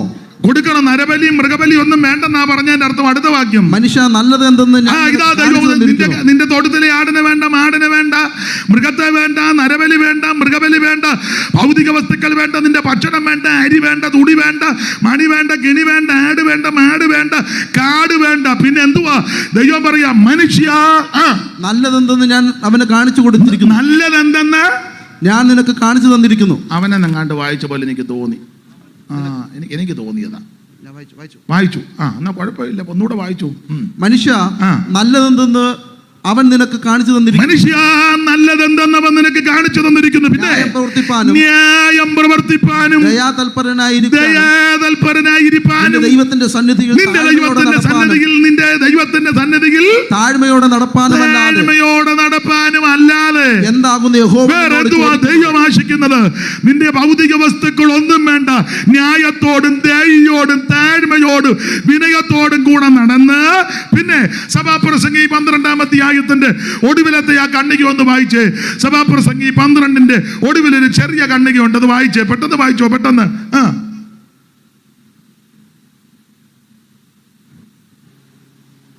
ദൈവം നല്ലതും തീയതുമായ സകല പ്രവൃത്തിയെയും സകല രഹസ്യങ്ങളുമായി ന്യായവിസ്താരത്തിലേക്ക് വരുത്തുമല്ലോ. അതിന്റെ മേളത്തെ വാക്യമായിര്. എല്ലാറ്റിന്റെയും സാരം കേൾക്കുക. ദൈവത്തെ ഭയപ്പെട്ട് അവന്റെ കൽപ്പനകളെ പ്രമാണിച്ചു കൊള്ളുക. അതാകുന്നു സകല മനുഷ്യനും ആവശ്യമുള്ളത്. അതുകൊണ്ട് ഇന്ന് രാത്രി രക്ഷപ്പെടാൻ ഭൗതിക വസ്തുക്കൾ ഒന്നും കൊടുക്കണ്ട. യേശു നിന്നെ രക്ഷിക്കും. സുവിശേഷത്തിന്റെ 1-ാമത്തെ വിശേഷത ഇത് രക്ഷിക്കുന്ന മാർഗമാ. ഈ രക്ഷ കരസ്ഥമാക്കുവാൻ 5 പൈസ മുടക്കണ്ട. ഇരിക്കുന്ന കിടത്ത്, കേൾക്കുന്ന കിടത്ത്, നിൽക്കുന്ന കിടത്ത് നിന്ന് ഇന്ന് രാത്രി ഒറ്റ വാക്ക് നീ ഒന്ന് പ്രാർത്ഥിക്ക്. എന്റെ യേശുവേ, ഇന്ന് രാത്രി എന്നെ രക്ഷിക്കണം. എന്റെ യേശുവേ, ഇന്ന് രാത്രി എന്റെ പാപഭാരത്തെ ചുമന്നൊടിച്ച് എന്റെ പാപത്തെ മോചിച്ച് ഇന്ന് രാത്രി എന്നെ രക്ഷിച്ച് എന്റെ ഉള്ളത്തിലേക്ക് ഇന്ന് രാത്രി എഴുന്നള്ളി വരണം. ആര് പ്രാർത്ഥിക്കും അവരെ ഇന്ന് രാത്രി യേശു രക്ഷിക്കും. മറ്റൊരുത്തനും രക്ഷയില്ല. യേശു ക്രിസ്തു മാത്രമാണ് രക്ഷകൻ. ഇന്ന് രാത്രി ആ രക്ഷിതാവ് നമ്മുടെ നടുവിലുണ്ട്. ഒരു രക്ഷകനേ ഉള്ളത്, ഒത്തിരി ഇല്ല. ഇവിടെ ഹിന്ദുക്കളും മുസ്ലിം സഹോദരന്മാരും ഹൈന്ദവരും ബുദ്ധരും ജൈനരും പാഴ്സികളും ഒക്കെ ഉള്ള രാജ്യമാണ് ഇന്ത്യ രാജ്യം. വേറെ ഏതെല്ലാം ജാതിക്കാരും ഭാഷക്കാരും വംശക്കാരും ഒക്കെയാ. ഈ നമ്മുടെ രാജ്യം നല്ല രാജ്യമാണ്. ഇത്രയും ഈ വകുപ്പിൽപ്പെട്ട ആൾക്കാരെല്ലാം ജീവിക്കുന്ന മഹാരാജ്യം, വലിയ രാജ്യമായത്. അതെ, ഇതുപോലൊരു രാജ്യം വേറെ ഇല്ല. ഇത്രയും ഭാഷക്കാരും ഇത്രയും ജാതിക്കാരും ഒന്നിച്ച് പാർക്കുന്ന ഒരു രാജ്യം. മറ്റു രാജ്യത്തൊക്കെ കൂടി വന്നാൽ 3-4 ജനമേ കാണുകയുള്ളൂ. ചിലയിടത്താന്നെ ചിലർ മാത്രമേ ഉള്ളൂ, വേറെ അവർക്ക് ഇഷ്ടവുമല്ല. എന്നാൽ ഈ മഹാരാജ്യത്ത് ഏതെല്ലാം വിഭാഗത്തിൽപ്പെട്ടവരാ. ഭാഷ വേറെ, ഭക്ഷണം വേറെ, വസ്ത്രധാരണം വേറെ, ആചാരം വേറെ, അനുഷ്ഠാനങ്ങൾ വേറെ, മാമൂലികൾ വേറെ, എന്തെല്ലാം വ്യത്യസ്തമാണ്. പക്ഷെ ഒരു കാര്യം പറയാ, ഇതൊക്കെ ഇങ്ങനെ വ്യത്യസ്തമാകുന്നതിൽ എല്ലാവർക്കും ഒരു സൂര്യനെ ഉള്ളെന്ന് ഓർത്തോണം. ഒരു സൂര്യൻ. രാവിലെ സൂര്യൻ കിഴക്കുദിക്കും, വൈകിട്ട് അസ്തമിക്കും. ഹിന്ദുക്കൾക്ക് ഒരു സൂര്യൻ, മുസ്ലിങ്ങൾക്കൊരു സൂര്യൻ, ക്രിസ്ത്യാനിക്കെല്ലാം കൂടെ ഒരു സൂര്യൻ. അല്ല, ബന്ധുക്കോസുകാർക്കെല്ലാം കൂടെ അല്ല, ചിലരുടെ ഇരിപ്പ് കണ്ടിട്ട് നമുക്കാണ്ട് പ്രത്യേക സൂര്യൻ പോലെ. എല്ലാവർക്കും കൂടെ ഒരു സൂര്യനേ ഉള്ളൂ. വായു എല്ലാവർക്കും കൂടെ വന്ന വായുവേ അല്ലേ, എല്ലാവർക്കും വന്ന ഇരിപ്പ് കണ്ടിട്ട്. പിന്നെ നിങ്ങൾ ഉദ്ദേശിച്ച വായു പലതുണ്ട് ഇല്ലേ, പല വായു ഉണ്ട്. വിലക്കം വീഴുന്ന വായു ഉണ്ട്, ബിംബിഷ്ടം ഉണ്ടാക്കുന്ന വായു ഉണ്ട്, ജനലെ പിടിച്ചൊന്ന് അത് വേറൊരു വായു. പണ്ടൊരു വായു ഉണ്ട്, ആന്ധ്രാവായു, അത് വേറെയാ. ഞാൻ ഉദ്ദേശിച്ചത് ജീവാശ്വാസമേ എല്ലാവർക്കും കൂടെ വന്ന. അപ്പൊ ഒരു സൂര്യൻ വായു ഒന്ന്, ജലം ഒന്നേ ഉള്ളൂ. പിന്നെ കുപ്പിക്കകത്ത് വേറെ പേരുമൊക്കെ എഴുതി ഒക്കെ വിടുന്നേ ഉള്ളൂ. ഒന്നാ. അങ്ങനെയെങ്കിൽ രക്ഷിതാവ് ഒന്നേ ഉള്ളൂ. പല രക്ഷിതാവില്ല, പല രക്ഷകന്മാരില്ല. ഒരേ ഒരു രക്ഷകൻ, നസറേയനാകുന്ന യേശു ക്രിസ്തു. അതൊരു വിഭാഗത്തിന്റെ, മതത്തിന്റെ, സഭയുടെ, സംഘടനയുടെ, ജാതിയുടെ, വർഗത്തിന്റെ, വർണ്ണത്തിന്റെ അല്ല. അവിടുന്ന് മുഴു ലോകത്തിന്റെ ദൈവമാണ്. യേശു ക്രിസ്തു ഏകരക്ഷകൻ, യേശു ക്രിസ്തു മാത്രം രക്ഷകൻ. മറ്റൊരു തണലും രക്ഷയില്ല. ഞാൻ സമയത്തെ ഭയപ്പെടുന്നത് കൊണ്ട് അധികം വിവരിക്കുന്നില്ല, ഓടിച്ചു മുമ്പോട്ട് പോകുക. ആമേൻ. സുവിശേഷത്തിന്റെ വിശേഷത 8 പറയാനാണ് ഉദ്ദേശിക്കുന്നത്. 8 ഒത്തിരി ഉണ്ട്, ഇപ്പൊ 8 മതി. 1, സുവിശേഷത്തിന്റെ വിശേഷത ഇത് രക്ഷിക്കുന്ന മാർഗമാണ്. 2, ഈ സുവിശേഷത്തിന്റെ വിശേഷത ഇത് സമാധാനം തരുന്ന മാർഗമാണ്. വായിച്ചേ, അറിവുള്ള വാക്യമായി എഫേസ്യ ലേഖനം 6-ാം അധ്യായം അതിന്റെ 14-15. എഫേസ്യർ 6:14-15. സുവിശേഷത്തിന്റെ 2ാമത്തെ വിശേഷത ഇത് സമാധാനം തരുന്ന മാർഗമാണ്. വായിക്കേ. നിങ്ങളുടെ അരയ്ക്ക് സത്യം കെട്ടിയും നീതി എന്ന കവചം ധരിച്ചും സമാധാന സുവിശേഷത്തിനായുള്ള ഒരുക്കം കാലിന് ചെരുപ്പാക്കി. മതി. ദൈവത്തിന്റെ മഹത്വം. എന്നെ കേൾക്കുന്ന ബഹുമാന്യരെ, പ്രിയപ്പെട്ടവര്, സുവിശേഷത്തിന്റെ 2ാമത്തെ വിശേഷത ഇത് സമാധാനം തരുന്ന മാർഗമാണ്. ഇന്ന് രാത്രി സമാധാനമില്ലാതെ, ശാന്തിയില്ലാതെ, സ്വസ്ഥതയില്ലാതെ, മദ്യത്തിനും മയക്കുമരുന്നിനും ലഹരി പദാർത്ഥങ്ങൾക്കൊക്കെ അടിമപ്പെട്ട് അല്ല ജീവിതം ഒടുക്കാം, അവസാനിപ്പിക്കാം, ആത്മഹത്യ ചെയ്യാം, അല്ലെങ്കിൽ നേടുവിടാം, വിഷം കഴിക്കാം എന്നൊക്കെ ചിന്തിച്ച് തീർത്ഥയാത്ര നടത്തിയിട്ടും തീർത്ഥാടനങ്ങൾ നടത്തിയിട്ടും ആണ്ടോടാണ്ടേക്ക് പോയിട്ടും വന്നിട്ടും ചെരുപ്പിടാതെ നടന്നിട്ടും ചെരുപ്പിട്ട് നടന്നിട്ട് ഇന്ന കളറിപ്പെട്ട വസ്ത്രം ധരിച്ചിട്ട് ഇന്ന സാധനങ്ങൾ കൊണ്ടു നടന്നിട്ടും കൊടുത്തിട്ട് ഇന്നതെല്ലാം മതങ്ങളെല്ലാം പറയുന്നത് കൊണ്ടുവാ അങ്ങനെയൊക്കെ കൊടുത്തിട്ടും യാതൊരു സമാധാനവുമില്ലാതെ പിന്നെയും മദ്യത്തിനും മയക്കുമരുന്നിനും ലഹരി പദാർത്ഥങ്ങൾക്കും അടിമപ്പെട്ട് സമാധാനമില്ലാതെ, സ്വസ്ഥതയില്ലാതെ ആരെങ്കിലും ഇന്ന് രാത്രി എന്നെ കേൾക്കുന്നെങ്കിൽ ഉറപ്പിച്ചും തറപ്പിച്ചും വചനത്തിൽ കൂടെയും അനുഭവത്തിൽ കൂടെയും പറയാ, സമാധാനം തരുന്ന മാർഗമാണ് സുവിശേഷം. ഇന്ന് രാത്രി ഈ മൈക്ക് ഇവിടെ ഇരിക്കുന്ന പ്രിയപ്പെട്ടവരുടെ കയ്യിലോട്ട് കൊടുത്ത് ഇങ്ങോട്ട് കയറ്റിയാൽ അവര് പലരും പറയും, അയ്യോ ഒരു കാലത്ത് എനിക്കൊരു സമാധാനവും ഇല്ലായിരുന്നു, എന്നാൽ യേശു എനിക്ക് സമാധാനം തന്നു. ഈ മൈക്ക് അങ്ങോട്ട് കൊടുത്താൽ ഇവിടെ സിംഹഭാഗം ആൾക്കാരും ഇതേ പറയുള്ളൂ, ഞാൻ സമാധാനമില്ലാതെ, സ്വസ്ഥതയില്ലാതെ, പുരാന്തനെ പോലെ നടന്നതാ, എന്നാൽ യേശു എൻ്റെ ഉള്ളത്തിൽ വന്നു. യേശു ആരാ? അവിടത്തേക്ക് കൊടുത്തിരിക്കുന്ന വിശേഷപ്പെട്ട പദങ്ങൾ ഒത്തിരി ഉണ്ട്. അതിലൊരു പദം സമാധാന പ്രഭു എന്നാ. പക്ഷെ നമ്മുടെ ഇരിപ്പ് കണ്ടാലൊന്നും യേശു നായകൻ, സമാധാന ദായകൻ, നിനക്കെന്നും ധനമേ, എന്തിനാകുലം കലരും മനമേ, എന്തിനാകുലം കലരും മനമേ. യേശു നായകൻ, സമാധാന നായകൻ, നിനക്കെന്നും ധനമേ, എന്തിനാകുലം കലരും മനമേ. കരമുയർത്തി കർത്താവിന് മഹത്വം കൊടുക്കുക. ഇന്ന് രാത്രി എന്നെ കേൾക്കുന്ന പ്രിയരെ, സുവിശേഷത്തിന്റെ 2ാമത്തെ വിശേഷത ഇത് സമാധാനം തരുന്ന മാർഗമാണ്. ഈ സമാധാനം കടയിൽ കിട്ടത്തില്ല, സൂപ്പർ മാർക്കറ്റിലൊന്നും കിട്ടുന്നതല്ല. ഏതായാലും കടയിൽ നിന്ന് സമാധാനം മേടിച്ചവരുണ്ട്, കൈപോക്കിക്കേ, എനിക്കും പോകാനാ. അല്ല, എനിക്ക് പോകുക മാത്രമല്ല, 1-2 പേരെ വിടാനുണ്ട്. ഇന്നും ഒരാൾ ഫോൺ ചെയ്തു, ഒരു സമാധാനവും ഇല്ലെന്ന്, പുള്ളിയെ കൂടെ അങ്ങോട്ട് വിടാനാ. പക്ഷേ ഇന്നടുത്ത് സമാധാനം കിട്ടുന്ന സ്ഥലമുണ്ട്, കടയിലേ. ഇപ്പം സൂപ്പർ മാർക്കറ്റ് അല്ലല്ലോ, വേറെ മാർക്കറ്റ് ഒന്നുമില്ല, പിന്നെ ഹൈപ്പർ മാർക്കറ്റ് അല്ലയോ ഇവിടെ ഉണ്ടോ? ഇവിടെ ഒന്നും സമാധാനമില്ല. അത് നടത്തുന്ന പുള്ളിക്ക് സമാധാനം ഉണ്ടെന്ന് പുള്ളിയോട് ചോദിക്കണം. അത് ഞാൻ യോഗം കഴിഞ്ഞ് ചോദിച്ചോളാം. ഇത് തന്ന പുള്ളിക്ക് സമാധാനം ഉണ്ടോ എന്ന് ചോദിച്ചോണം. എന്തിനാ അങ്ങോട്ട് പോകുന്നത്? ഇവിടെ ഇരിക്കുന്നവരോട് ചോദിച്ചു, ചിലരോട്. എന്നാൽ ഈ സുവിശേഷം അകത്തോട്ട് വന്നാൽ, ഈ സുവിശേഷം നീ വിശ്വസിച്ചാൽ, ഈ സുവിശേഷം ഏറ്റെടുത്താൽ നിനക്ക് സമാധാനമാണ്. കാരണം ക്രിസ്തു സമാധാനമാണ്. സമാധാനമാണോ? സമാധാന പ്രഭുവാ. ഈ സമാധാനം എന്തൊക്കെ സമാധാനമാ എല്ലാം വിവരിക്കാൻ നേരമില്ല. ഒന്ന്, ദൈവത്തോട് സമാധാനമായി. അതിനാ എന്നാന്ന് ചോദിച്ചാൽ മറുപടി, നമ്മളെല്ലാം ദൈവത്തിന് ശത്രുക്കളായിരുന്നു ഒരു കാലത്ത്. ദൈവം നമുക്ക് ശത്രുവല്ല, നമ്മൾ ശത്രുവായിരുന്നു. ദൈവത്തെ പഴിച്ചും ദൈവത്തെ ദൂഷിച്ചും ദൈവനാമത്തെ പഴിച്ചും ദൈവദാസന്മാരെ ആക്ഷേപിച്ചും വചനത്തെ നിന്ദിച്ചും ഇങ്ങനെയൊക്കെ നമ്മളെന്തോ ശത്രുക്കളായിരുന്നു. ദൈവം ഇല്ലെന്നും ഇതൊക്കെ പറഞ്ഞ് ഭയങ്കര ശത്രുക്കളായിരുന്നു. പക്ഷെ നമ്മൾ ശത്രുക്കളായിരിക്കുമ്പോഴും അവിടുന്ന് ശത്രുവല്ല, അവിടുന്ന് നമ്മെ സ്നേഹിച്ചു. സ്നേഹിച്ചത് കൊണ്ടാ യോഹന്നാൻ 3:16 തൻ്റെ പുത്രനെ ഇങ്ങോട്ട് വിട്ടത്. പുത്രൻ വെറുതെ വന്നതൊന്നുമല്ല. എൻ്റെ ഭാഷയിൽ അങ്ങ് പറയുക, തെറ്റുകാരനെ അങ്ങ് ക്ഷമിക്കണം. സ്വർഗത്തിൽ കൗൺസിൽ കൂടിയപ്പം സ്തോത്രം, അവിടുന്ന് തീരുമാനമാ പുത്രൻ ഇങ്ങോട്ട് വരാൻ. ആര് അയക്കും, ആര് പോകുമെന്ന് ചോദിച്ചപ്പോൾ പുത്രൻ പറഞ്ഞു, ഞാൻ പോകാം, എന്നെ അയക്കണം. ദൈവമേ നിന്റെ ഇഷ്ടം ചെയ്യുവാൻ. ആ സങ്കീർത്തനം അറിയാമല്ലോ, സ്വർഗത്തിലെ കൗൺസിലാ.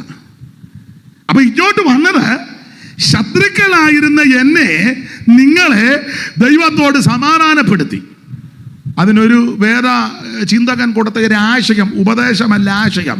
അവിടുന്ന് ക്രൂശിൽ ആണികളാൽ തറയ്ക്കപ്പെട്ട് കിടക്കുക, 2 കൈകളും. അപ്പൊ അദ്ദേഹം ഒരാശയം പറഞ്ഞത് ഉപദേശമല്ല ആശയമാ. ആ ക്രൂശിൽ ഇങ്ങനെ യേശു ഒരു കൈ ദൈവത്തെ പിടിച്ചു, ഒരു കൈ ശത്രുക്കളാകുന്ന നമ്മെ പിടിച്ചു. ഇടയ്ക്ക് നിന്ന് രക്തം ചൊരിഞ്ഞ് ശത്രുക്കളാകുന്ന എന്നെ, നമ്മെ ദൈവത്തോട് സമാധാനത്തിലാക്കി. നിരപ്പിന്റെ ശുശ്രൂഷയാണ് നടത്തിയത്. ദൈവത്തോട് സമാധാനം. ഇപ്പൊ നമുക്ക് ദൈവസന്നിധി ചെന്ന് എൻ്റെ ദൈവമേ എന്നൊക്കെ വിളിക്കാം. അല്ലെ നേരത്തെ കേറോബി വിളിക്കണമായിരുന്നു. അച്ചായനൊന്ന് പറയണേ എൻ്റെ കാര്യം. അച്ചായൻ പറഞ്ഞു ഊപ്പാട് വന്നിട്ടും, അല്ലെ അമ്മാമ്മയൊന്ന് പറയണേ എൻ്റെ കാര്യം. നിങ്ങൾക്കൊന്നും പിടികിട്ടുന്നില്ല. ഇപ്പൊ അച്ചായനെ ഇടയ്ക്ക് നിർത്തണ്ട, അമ്മാച്ചനും വരണ്ട, കൊച്ചപ്പനും വരണ്ട, നിനക്ക് നേരിട്ട് അങ്ങോട്ട് പറയാം. കാരണം യേശു സമാധാനത്തിലാക്കി. അതുകൊണ്ട് ഇപ്പൊ നമുക്ക് പറയാം എൻ്റെ ദൈവമെന്ന് പറയാം. അതുകൊണ്ടല്ലേ നമ്മള് ജോസനങ്ങ് ക്ഷീണമാന്ന് തോന്നുന്നു. എല്ലാം മൂടി കെട്ടി വെച്ചേക്കുന്നല്ലോ. പൊടി അടിക്കുന്നതിനാ, തണുപ്പ്. കേസ് കെട്ടിടക്കലാന്നല്ലോ. ആട്ടെ, നമ്മളിപ്പം ഈ സമാധാനത്തിലായതുകൊണ്ടാ നമ്മളൊരു പാട്ട് പാടുകല്ലേ, എൻ ദൈവം നല്ലവൻ എന്നെന്നുമേ, എന്നാഥൻ വല്ലവൻ എന്നാലുമേ, എൻ ദൈവം നല്ലവൻ എന്നെന്നുമേ,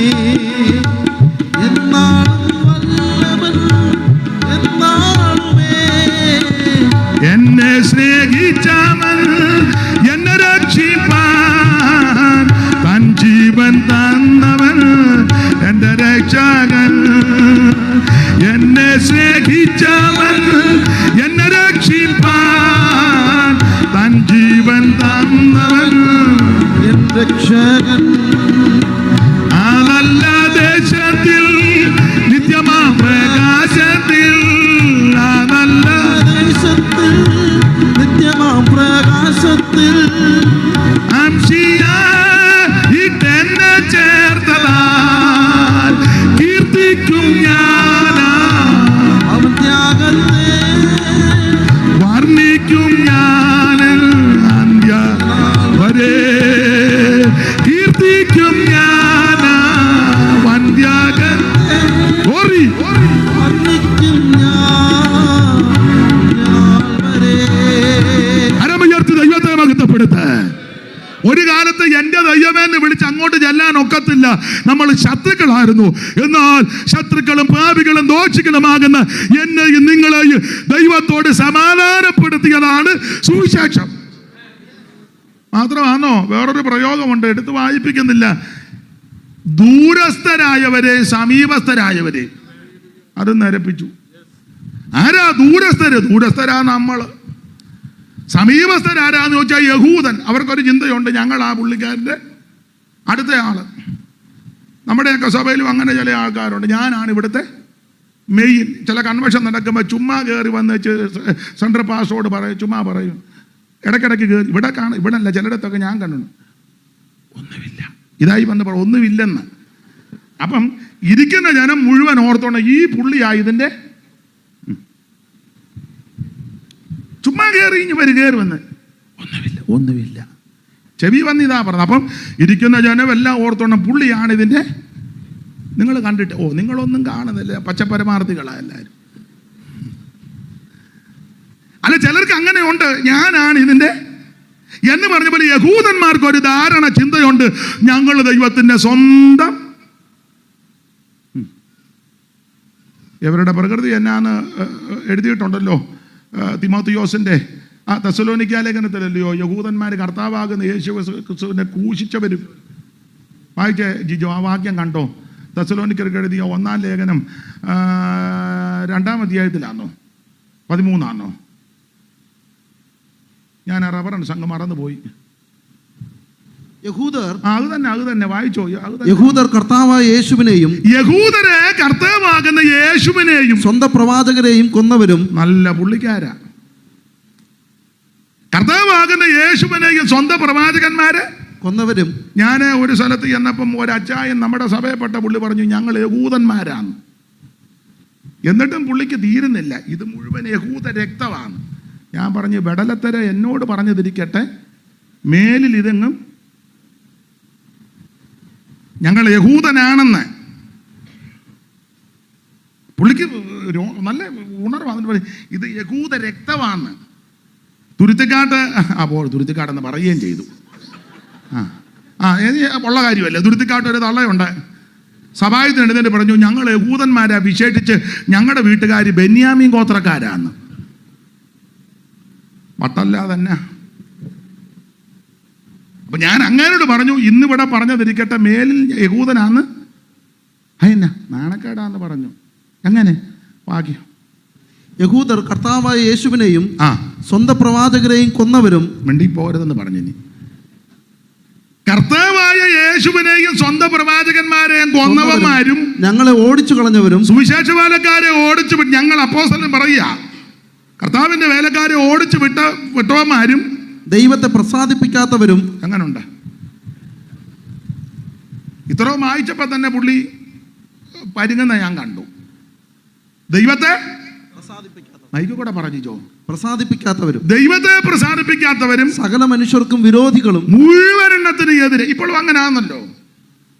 ഒരു പൊട്ട് പോലെ 4 വശത്തിൽ നിന്ന് കല്ലും കട്ട എടുത്തെറിയ ഇല്ലേ? വായിര് ചിരിക്കുക, വായിക്കൂ. ഞാൻ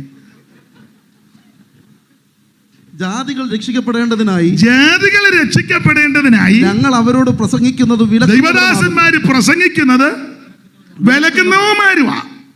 ഇതെല്ലാം വായിച്ചപ്പോൾ പുള്ളി പറഞ്ഞു, ഇനി ഞാൻ എങ്ങും പറയത്തില്ലെന്ന് പറഞ്ഞു. ഒരുത്തനേലും ഗുണപ്പെട്ടല്ലോ, അത് വലിയ കാര്യം.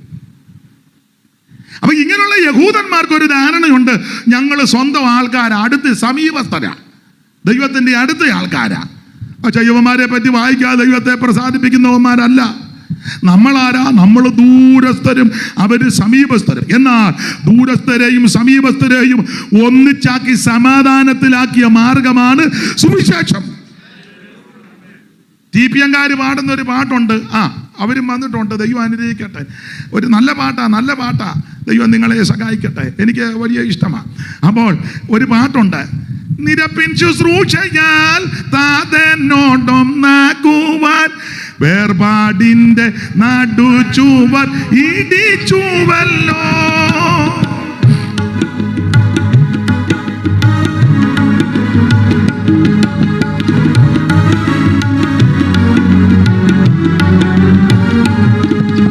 നിരപ്പിൻ ശുശ്രൂഷയാൽ താതനോടൊന്നാക്കുവാൻ വേർപാടിന്റെ നടുചുവർ ഇടിച്ചുവല്ലോ. സ്വയമതിലില്ല ഭയമതിലില്ല, സ്വയമതിലില്ല ഭയമതിലില്ല. താതൻ തൻ ഹിതത്തെ തികപതിന സ്വയമതി ഭയമതിലില്ല, ഭയമതിലില്ല. താതൻ തൻ ഗീതത്തെ തികപതിന യേശുവെ ഞാൻ കണ്ടിടുന്നു. കൺമണി പോലെന്നെ കാക്കും നോന കൃപയിൻ നിറവായി കരുണമയനായി കാരുണ്യവാനായി രക്ഷകനായി.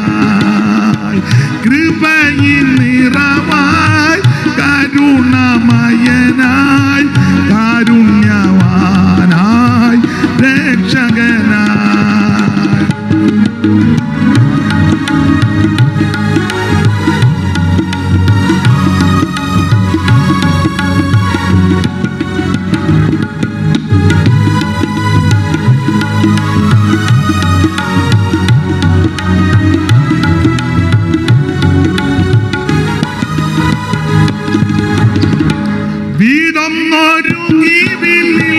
വേഗം വരും തേജസ്സിൽ എന്നൂര ചെയ്ത് പോയ എൻ പ്രാണനാഥൻ.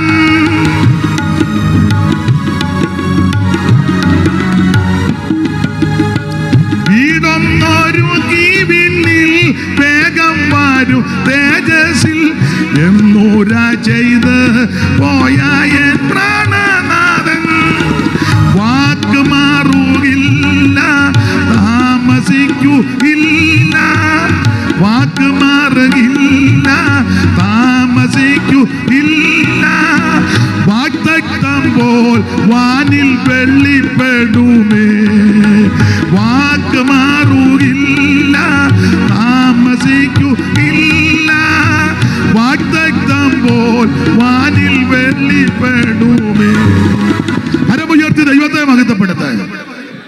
നല്ല പാട്ടായി. TPM-കാർ പാട്ടെഴുതുമ്പം അവരുടെ പേര് കൊടുക്കുകയില്ല. അതുകൊണ്ട് ഇതാരാ എഴുതിയതെന്ന് കൃത്യമായിട്ട് പറയാൻ എനിക്കിനി കുര്യച്ചാനാണോ എറണാകുളത്തെ എഴുതിയത് അതോ ഇനിയും ആട്ടെ, എന്തായാലും നല്ല പാട്ടാണ്, നല്ല പാട്ടാണ്. അവരുടെ പാട്ടുകൾ മിക്കതും നല്ലതാണല്ലോ. അത് പറഞ്ഞപ്പോൾ മുഖം ഉടനെ ചാളിച്ചു. ഈ കുശുമ്പായതല്ല, നല്ല പാട്ടുകളാ. ആട്ടെ, നമ്മുടെ പാട്ട് മോശമാണെന്നല്ല പറഞ്ഞു, ഇത് നല്ലതാണെന്നായി പറഞ്ഞേ. നമ്മുടെ ഇപ്പോൾ കുറേ പാട്ടുകാരുണ്ട്, എല്ലാവരും അല്ലെങ്കിലും ചിലർ പാട്ടിനകത്ത് ഒന്നുമില്ല. എവിടുന്നേലും 2 പദം കടവും എടുക്കും, 2 എണ്ണം തിരികെയും കയറ്റും. പിന്നെ അതിനകത്ത് മുഴുവൻ ഹല്ലേലൂയ ഇതൊക്കെ വെച്ചങ്ങ് പോട്ടെ. ഇനി അവർ പണം കരുതും. പണക്കം ഉണ്ടോ? ഓ ഇല്ല. അപ്പൊ ശ്രദ്ധിക്കുക, ഇത് നിരപ്പിന്റെ ശുശ്രൂഷ സമാധാനത്തിലാക്കി. എന്താ സുവിശേഷത്തിന്റെ വിശേഷത? 1, ഇത് രക്ഷിക്കുന്ന മാർഗം. 2, ഇത് സമാധാനത്തിന്റെ മാർഗമാണ്. സുവിശേഷം ഒരു വ്യക്തിയിൽ വന്നാൽ അവന് സമാധാനമാണ്. ഒരു കുടുംബത്തിൽ വന്നാൽ ആ കുടുംബത്തിന് സമാധാനമാണ്. വെച്ച കഞ്ഞി കുടിപ്പിക്കാത്ത എത്രയോ വീടുകളുണ്ടായിരുന്നു. അടിയും ബഹളവും തെറിയും, ഭാര്യയെ ഉപദ്രവിച്ച് പിള്ളേരെ തല്ലി, പിള്ളേര് പേടിച്ച് വെച്ച കഞ്ഞിയും കലവെടുത്ത് വെളിയിൽ കളഞ്ഞ് ഭാര്യ പേടിച്ച് അഖിലത്തെ വീട്ടിലോടി, കുഞ്ഞുങ്ങൾ കട്ടിലിനടി കയറി, തെറിയും ബഹളവും. എത്ര കുടുംബം പോലീസിന്റെ ലാത്തിക്കോ തത്വ സംഹിതകൾക്കോ പ്രത്യേക ശാസ്ത്രങ്ങൾക്കോ പഞ്ചായത്ത് മെമ്പറിനോ അല്ലെങ്കിൽ മറ്റ് കൗൺസിലർമാർക്കോ ഒന്നും ഇതിന് പരിഹാരം പൂർണ്ണമായിട്ട് വരുത്താൻ കഴിഞ്ഞില്ല. എന്നാൽ ഈ സുവിശേഷം അങ്ങനെയുള്ള വ്യക്തികളുടെ അടുക്കലെത്തി ആ കുടുംബത്തിൽ ചെന്നു. ഇപ്പോൾ ആ കുടുംബത്തിലുള്ളവരെ വിളിച്ച് ചോദിച്ച്, അയ്യോ മുള കുടച്ചതാന്നേല് ചെണ്ടമുറിയനാണെങ്കിൽ അവ എന്തോ ഒരു സമാധാനമാ.